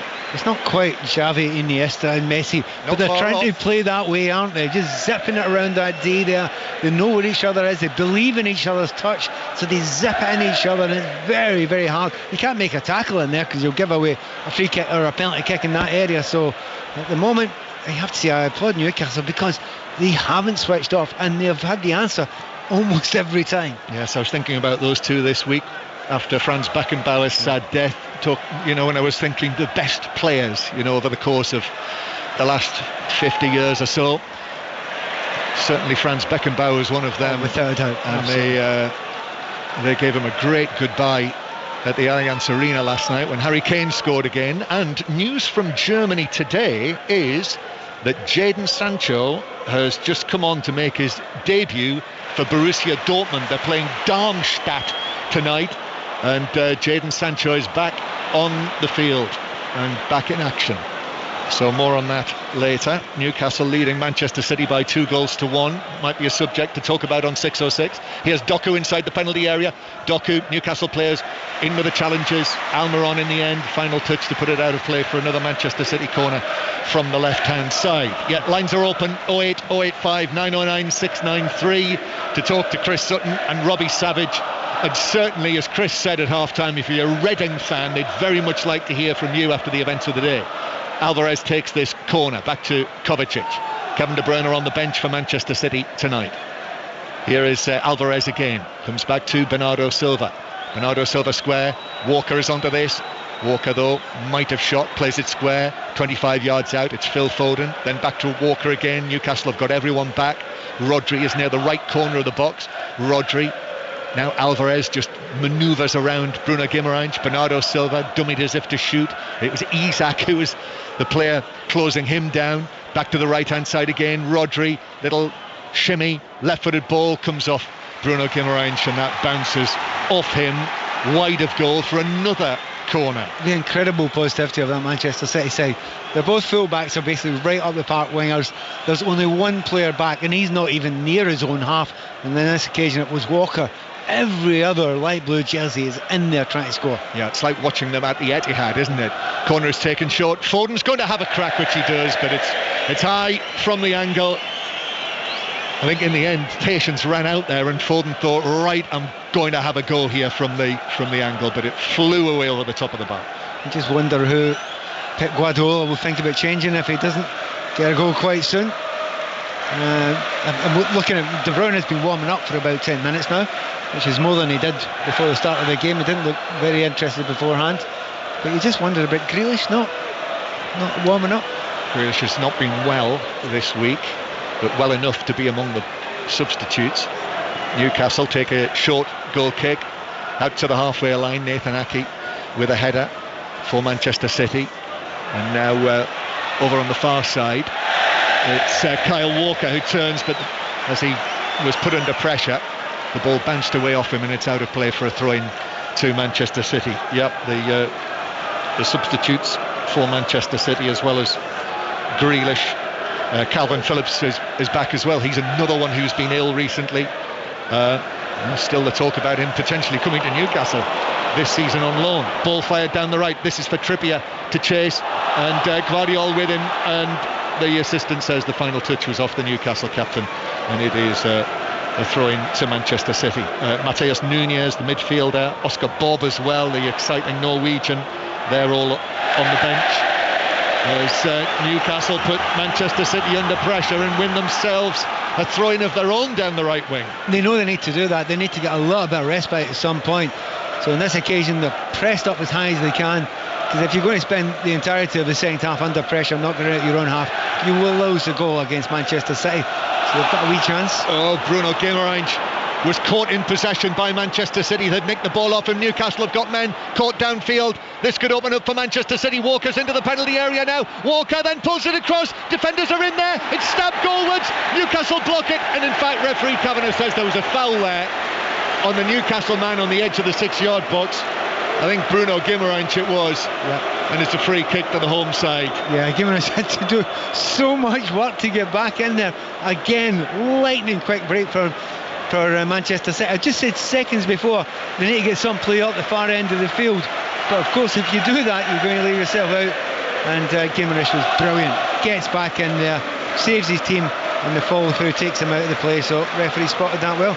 Great tackle by Guimaraes. It really was. 2 yards out. Brilliant. And then Rodri landed on top of him as he tried to get in. So it is a free kick, but excellent from Bruno Guimaraes. That's what you get from him.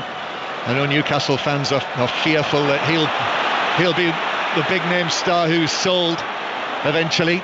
Here's Bernardo Silva slipping the ball through, but beyond Foden, and it's picked up by Dubravka. So it is Newcastle leading Manchester City by 2-1. It was Ipswich 1, Sunderland 1 in the 5:30 kickoff in the Championship. Last I heard. What's the latest, Aaron Paul? My. Ipswich are very lucky, and so is Václav Hladký. Harry Clark going up the other end, very close to putting them 2-1 up. But at this end, Hladký has just played the ball out into the path of Adil Al-Chichi, and he has just passed the ball out of play with the goal gaping. Ipswich very lucky. It is Ipswich 1, Sunderland 1. Thank you, Aaron. Leinster 29, Stade Francais 0, Stormers 28, Sale 17.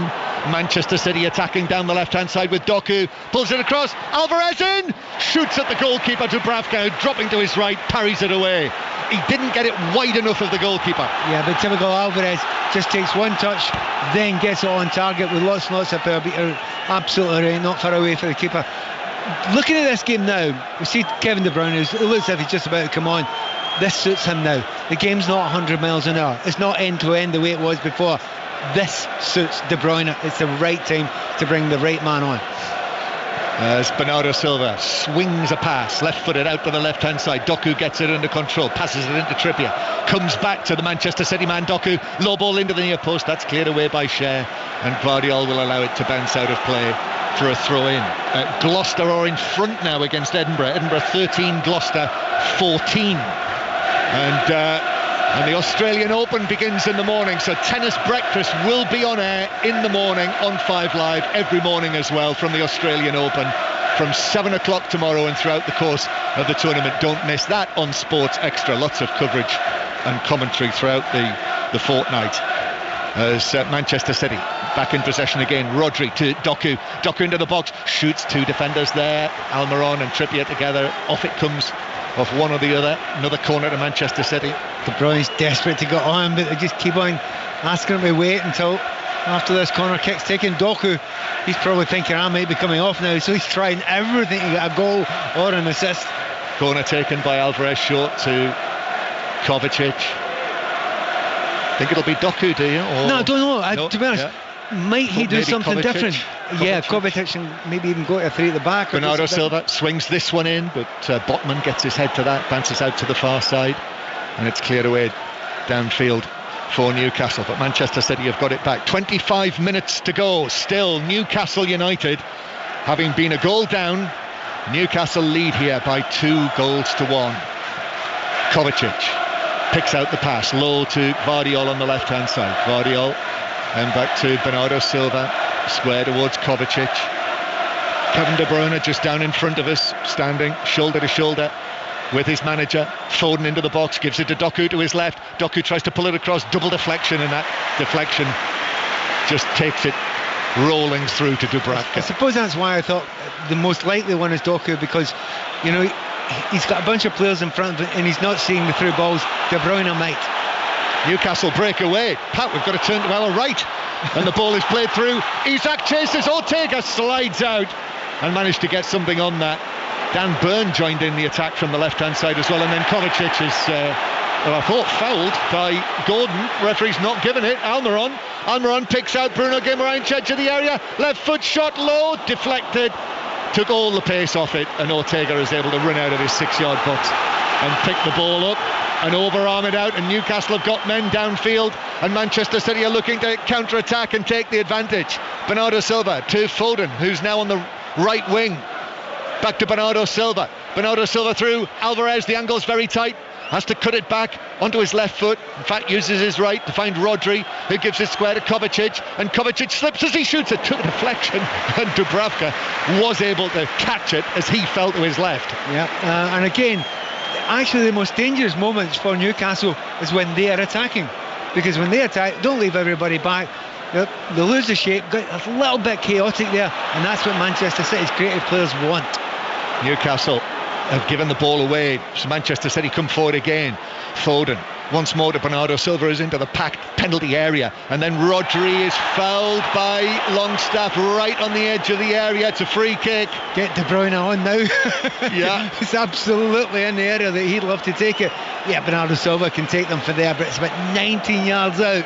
There must be a temptation to bring him on now, Pet. Well, no, he's not. No. Well, the board's been readied. Newcastle, I mean, this is just inches outside of the penalty area. It's to the right of the D as Manchester City look at it. And I think we are going to see the change made before the free kick's taken. City players are looking over here. Bernardo Silva's got the ball in his hands. Yeah, it is. Yeah, the referee's got the indication. And who is it who's coming off?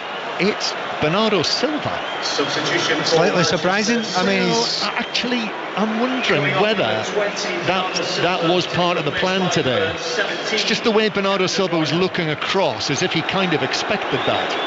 And there's not a hint of disappointment as he sprints off the field, gets a little pat on the cheek from Guardiola. Wasn't expecting that, though. No, he certainly wasn't either, but he's been less influential in the second half, but then most Man City players have been, because every one of them looked brilliant in the first half. However, not a bad substitute to bring on. This could be a spectacular return, this. It's a free kick. So it's on his right foot from the right side. So this is one that he's looking to maybe swirl it into the far top corner. Newcastle have got the wall lined up. There's someone lying down behind it as well, just in case he goes low. He can do that. It is Kevin De Bruyne. This will be his first touch of the match as he comes back into the action. Takes it into the wall, bounces down, hasn't cleared the penalty area. Alvarez is under this, plays it square. Doku curls it over the top, headed across, it bounces down and lifted over the bar. Alvarez under that, turns and puts his hands on his head. What a chance, couldn't hit the target. Unimaginable that he doesn't hit the target there. It may well be that it's on the half volley. That doesn't matter. The player of his calibre, that's what he waits for. He's been waiting a long time in this match for that to happen. And it falls down. I'm guessing it's only about 9 yards out. Less than that, though. Well, maybe 11 or 12. He's tried to sit side foot it. He's tried to be very, very deliberate. And he's put it right up into the Newcastle fans behind the goal. Thrills and spills continue, and Newcastle continue to lead 2-1. Lines open for 606 08 085 909 693 to talk to Robbie Savage and Chris Sutton, wherever you're calling from, whether it's Reading or whether from Newcastle. Newcastle upon Tyne, one of 200 Newcastles in the world, as I learnt on Friday during Fact of the Day. And indeed, the mayor of Shinsiro in Japan set up a group called Newcastles of the World. That was Claire McDonald's choice as the Fact of the Day on Friday, and I have now delivered it, having picked it out successfully, I'm delighted to say, on Friday. Every Friday afternoon around about 5:25 on Drive. Here come Manchester City down the right hand side with that man De Bruyne, ball in, Alvarez with the shot, that's blocked on the edge of the penalty area. Foden's in, Foden's ball across the penalty area from the angle. That comes to no harm for Newcastle, and it's behind, and it's another goal kick to the home side, who lead 2-1. It has lifted them a little bit, hasn't it? De Bruyne coming on, gets in a good position in the right wing there, cuts it back beautifully. Alvarez couldn't finish it, but the ball comes to Foden, then really surprisingly he goes out for a throw-in instead of going for a goal kick. When I was playing, that was officially a fine. That is Pat Nevin, former Scotland international, former Chelsea Player of the Year, twice Chelsea Player of the Year. Pat will be part of our Euro 2024 coverage later on, once we get to Germany. Really looking forward to that this summer. Join us for all of it. Here's Rodri through the middle. He'll be there. Most of these players will be there. Here's Walker on the right hand side. Walker now to Foden inside the box, back to Rodri again. Rodri, high ball right across the penalty area. That will bounce all the way through for a goal kick, which Manchester City are saying came off a Newcastle player.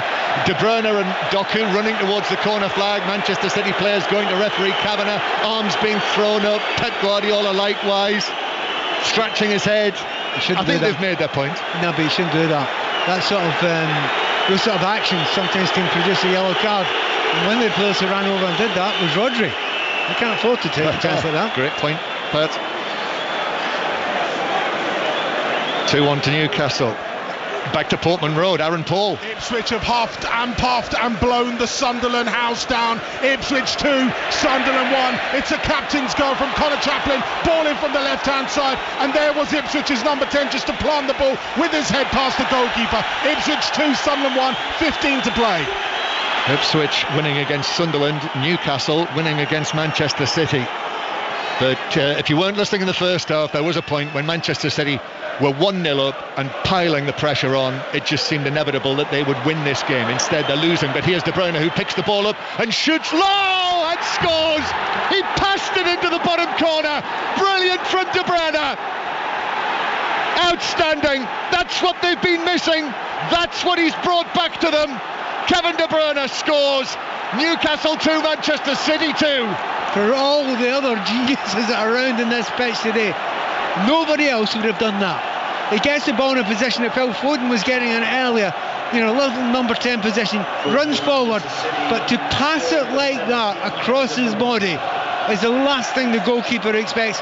The calmest man on here, that is an absolutely beautiful goal. Goes through the defender's legs, but you're right, he has passed it calmly into the side netting from 20 yards. That goal from Kevin De Bruyne, well, he is just...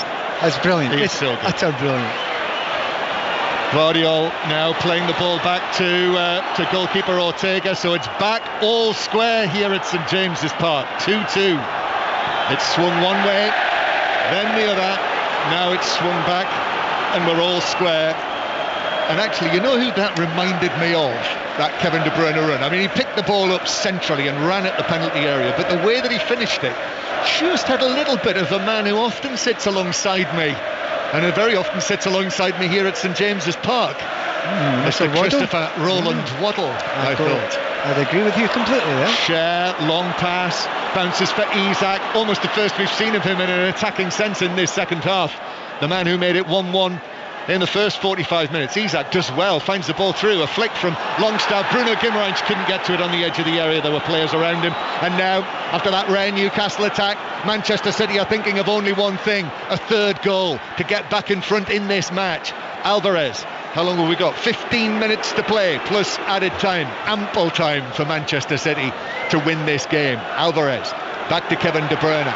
De Bruyne, hair a little longer since his return from his 5-month absence. I think he's got a little bit of Hollywood about him now with the longer hair. Do you know, just to look at him, I watched him as he sprinted forward there, and he checked his run.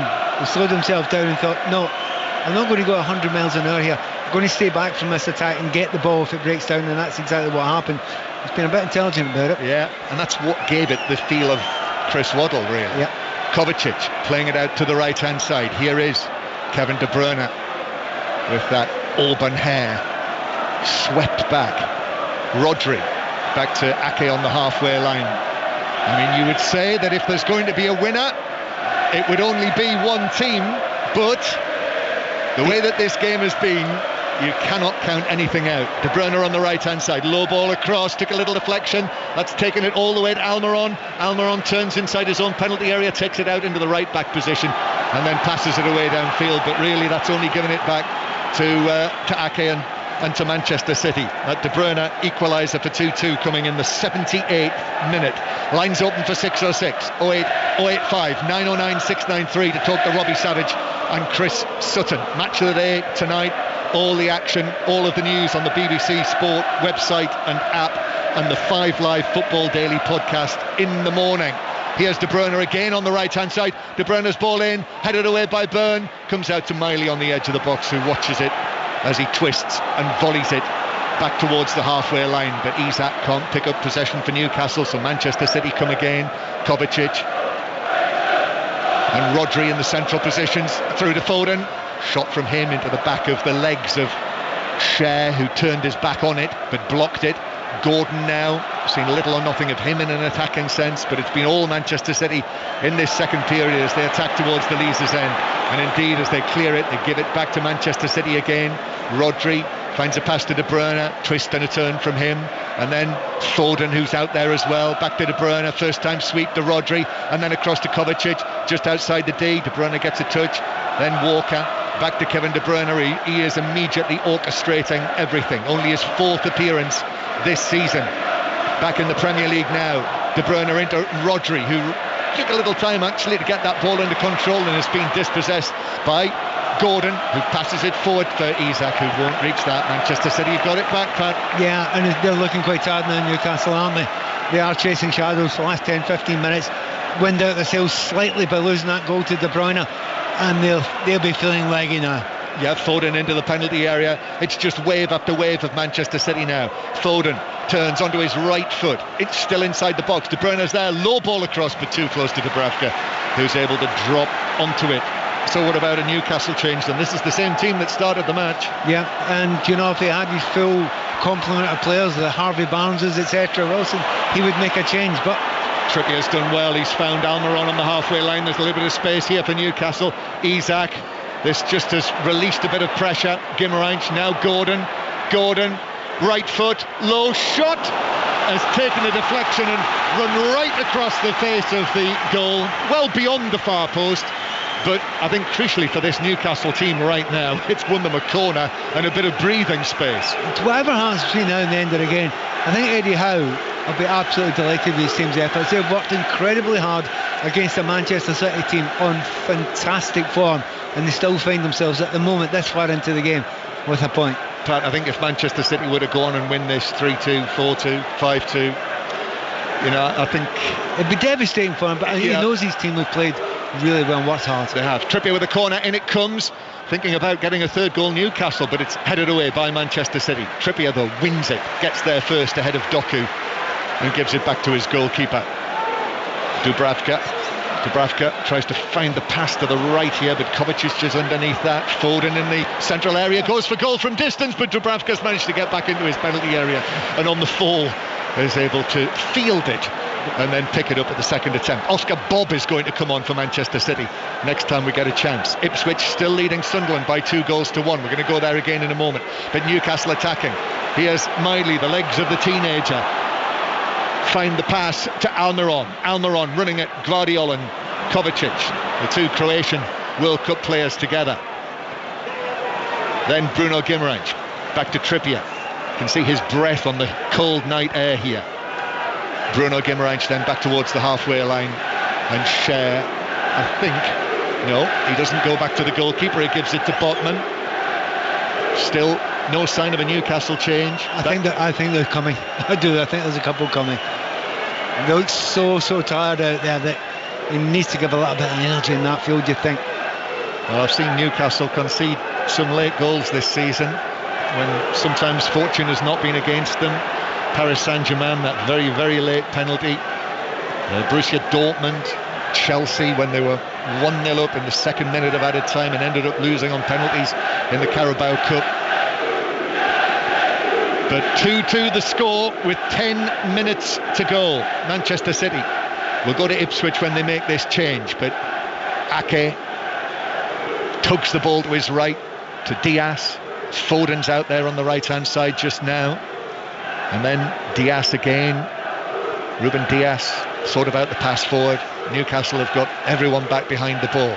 Foden, quick feet, moving in from the right hand side. Rodri, high pass out to Doku against Trippier, but Almiron's back there as well, so two men up against Doku then plays it square, first time ball from Rodri, back to Doku inside the penalty area. It's rattling around, Alvarez couldn't get it a touch on it, and Newcastle clear it out for a throw, and I think we will have the change now. Oscar Bob coming on. So let's go to Ipswich again. Aaron Paul. Ipswich 2, Sunderland 1. Town so close to a third though. Leith Davis with another gorgeous ball into the box, chested on by Connor Chaplin. At the back post was Luke Wolfenden, goal gaping. He's hit it so hard, John, it smashed the crossbar and bounced back out of the box, out of play and out back into play. So Ipswich close to a third, but Sunderland living another day. Ipswich 2, Sunderland 1, 5 to go. 5 minutes to go there. We've got just over that here on Tyneside. Edinburgh beaten Gloucester, I beg your pardon. It's finished Edinburgh 20, Gloucester 21 in the Challenge Cup, and still playing Leinster 43, Stade Francais 0, and Stormers 31, Sale 24.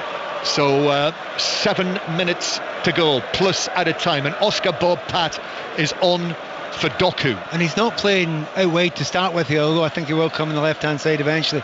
He is an incredibly exciting player. I watched him play against Scotland recently, and he looked dynamite. Yes, the Norwegian international, 20 years old, Oscar Bob. And Bob is on the ball now in the Newcastle right-back position. but Almiron and Trippier have dispossessed him, and Trippier will play it up the line towards Miley, who flicks it on. Gordon might have been manhandled by Diaz. That's the reaction you heard from the Newcastle fans. No one's going anywhere watching this match. 2-2 the score.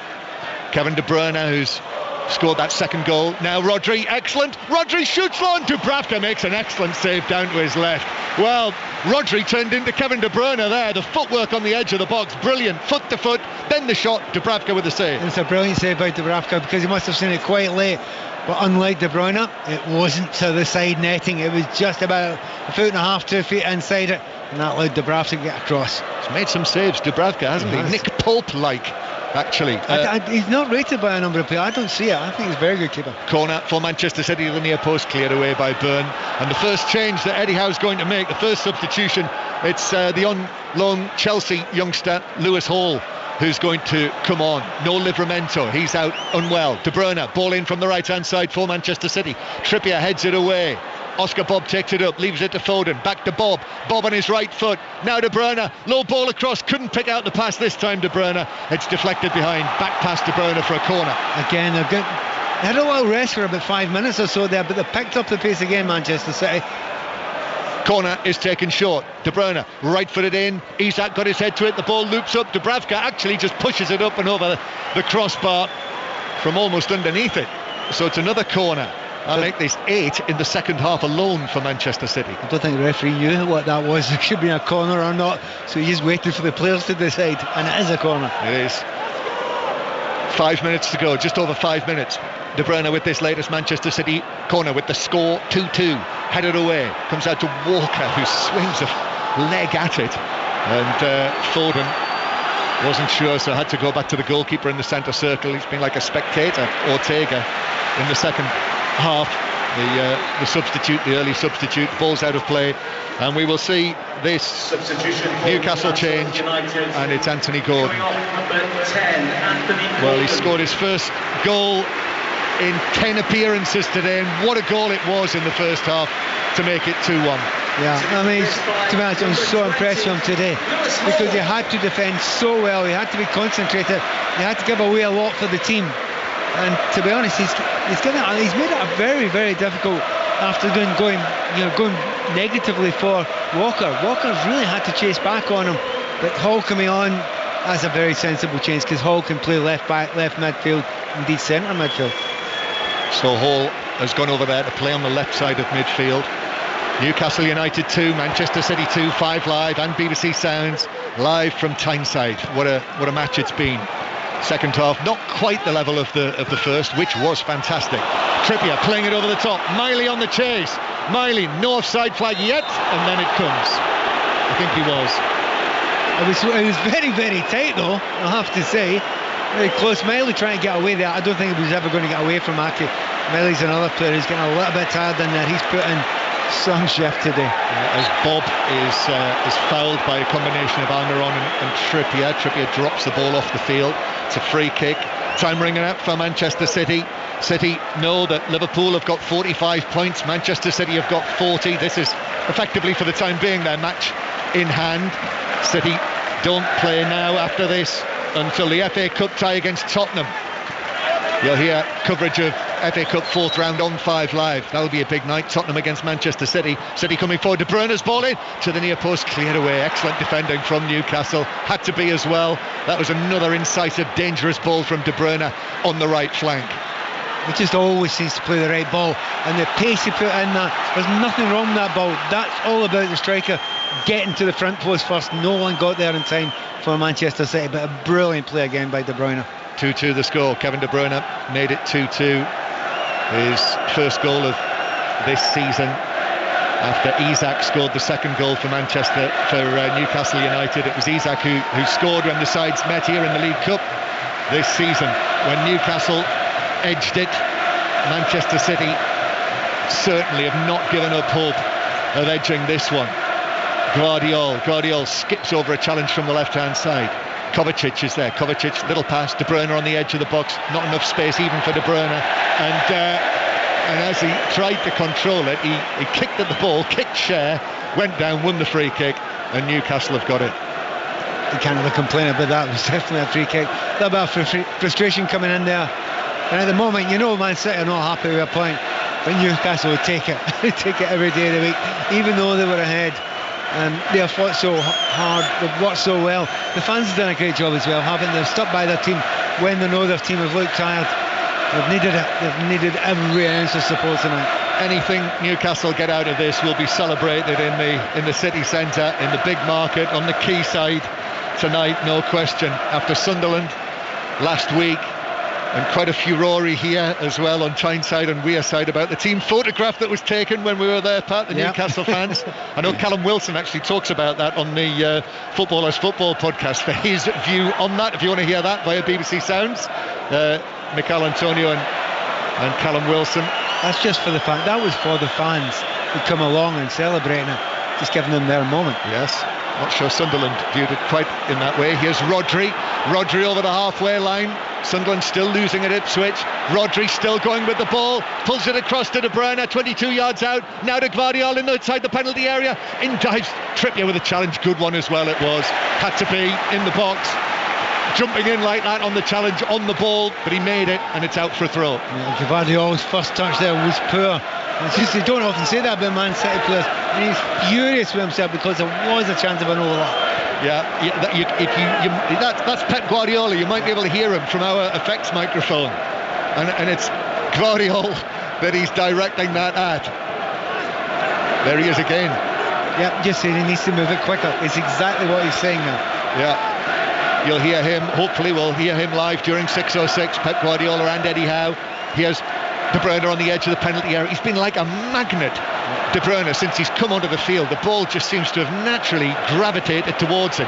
Here's Rodri now, and it is De Bruyne on the left wing.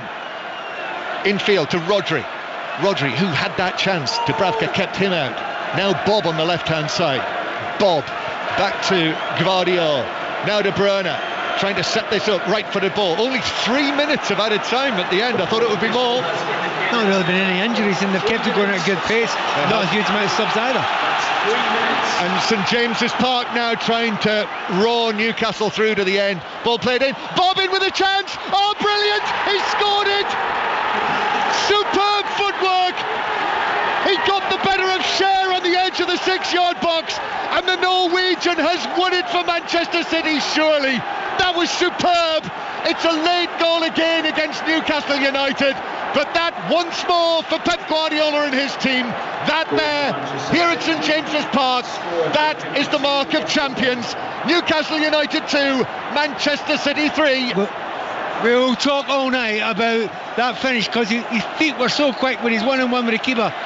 But the quarterback pass from Kevin De Bruyne is outrageous. He just picks it up, drops into the pocket, and that is genius the way he plays that pass. That is one of the best passes you'll see this season. Bob knows that he's going to do it, but there's still a lot to do. He has to control it. He has to beat the goalkeeper. That's two not bad substitutions by Pep Guardiola. Pass from the centre circle from De Bruyne was pinpoint.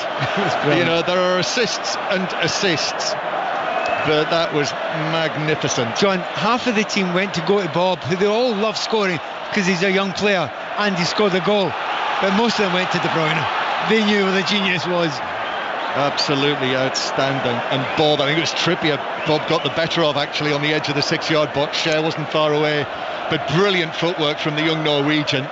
And it is 3-2 to Manchester City, but Newcastle now in the penalty area at the other end. Almiron shoots, but off balance, bouncing. There are shouts for a handball in there, but not convincing, and Ortega's got the ball. We will have a look at it, but I certainly couldn't see anything clear in there from where we are, and we're not too far away. We will look at it, and at the moment in Newcastle, well, they'll be gutted. The amount of effort they put in, the fact that they've actually defended so well and kept Manchester City to limited chances in the second half. You've got to say that as well. But I said to you just at half time, what this game needs to be a classic is a late winner. Looks like we got one. Yeah, we did. And Newcastle made to suffer again by their opponents. There are some difficult lessons being learned this season for Newcastle. They're really having to go through it, and that's just the latest of them. But pure quality, that's what they've been beaten by here. De Bruyne's pass, And Bob's finish when he beat Trippier, it was all at close quarters, right on the edge of the 6-yard box, but that was brilliance from Bob. And it is 3-2, and Newcastle now, only seconds left. Dan Burn-in on the challenge. De Bruyne goes down. He wasn't very happy about that either. He's got to his feet and he's complained about that to the assistant over there. Well, he's complaining because the free kick's against him. He can't believe that. But the assistant's right beside it there. He's half a yard away. Pep can't understand it, but to be fair, Pep, he's 50 yards closer than you are. I think he can probably see it better. Well, it's going to be Newcastle's second consecutive home defeat after the loss to Nottingham Forest. They've not done that before. 2 successive home defeats under the management of Eddie Howe. But there are defeats and defeats, and Pep Guardiola must be absolutely thrilled with the way that his team have won this one. The way that the match went, he comes across, shakes hands with Eddie Howe, who looks crestfallen. What an effort, what a match. It was 1-0 Manchester City, Bernardo Silva's super goal in the first half. It went 2-1 Newcastle, Isak and Gordon, and for a long time Newcastle held that lead until Kevin De Bruyne was sent on by Pep Guardiola. He scored the first himself brilliantly, and he set up the winning goal brilliantly to Oscar Bob. 3-2 Manchester City, Pat Nevin. Yeah, and you won't be that many better games than that this season. Certainly that first 45 minutes were incredible. The skills, the hard work in all the players, both sides. It was brilliant work as well. Great defending from Newcastle for various points of it, but you are drawn to the moments of utter genius. You'll almost forget Bernardo Silva's phenomenal play at the start of this game, but you shouldn't. He was amazing. But the headlines will go to Kevin De Bruyne. Yeah, they've missed him.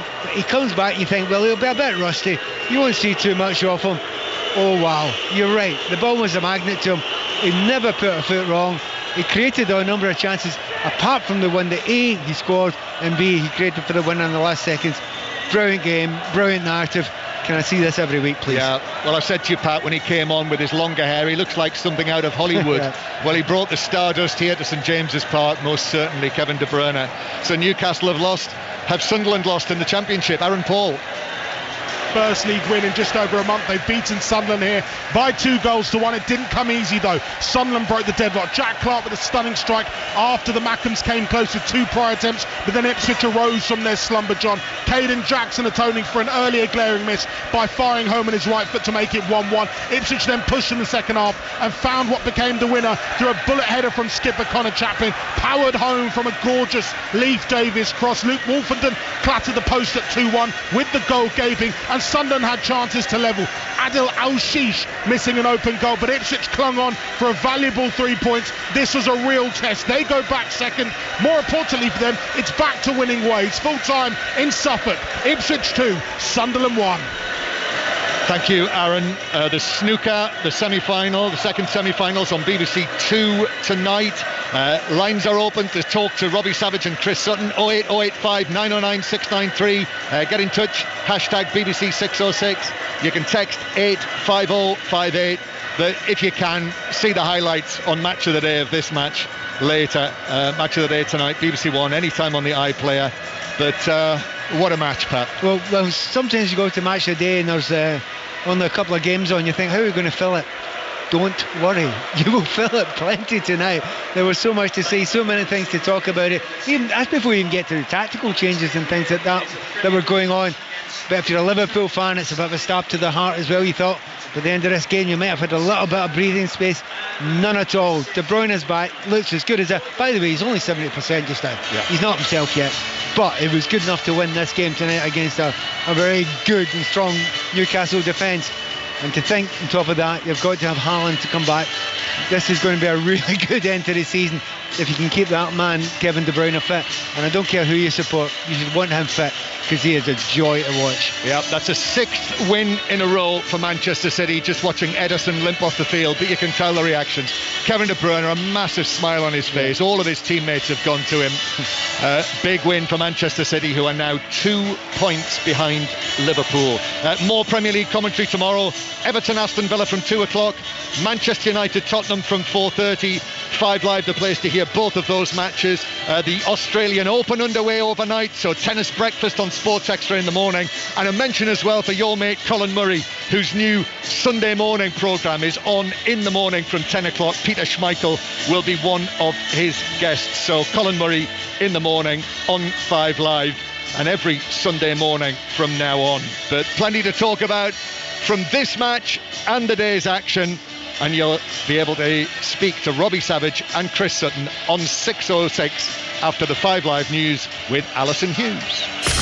Listen on BBC Sounds. This is BBC Radio 5 Live.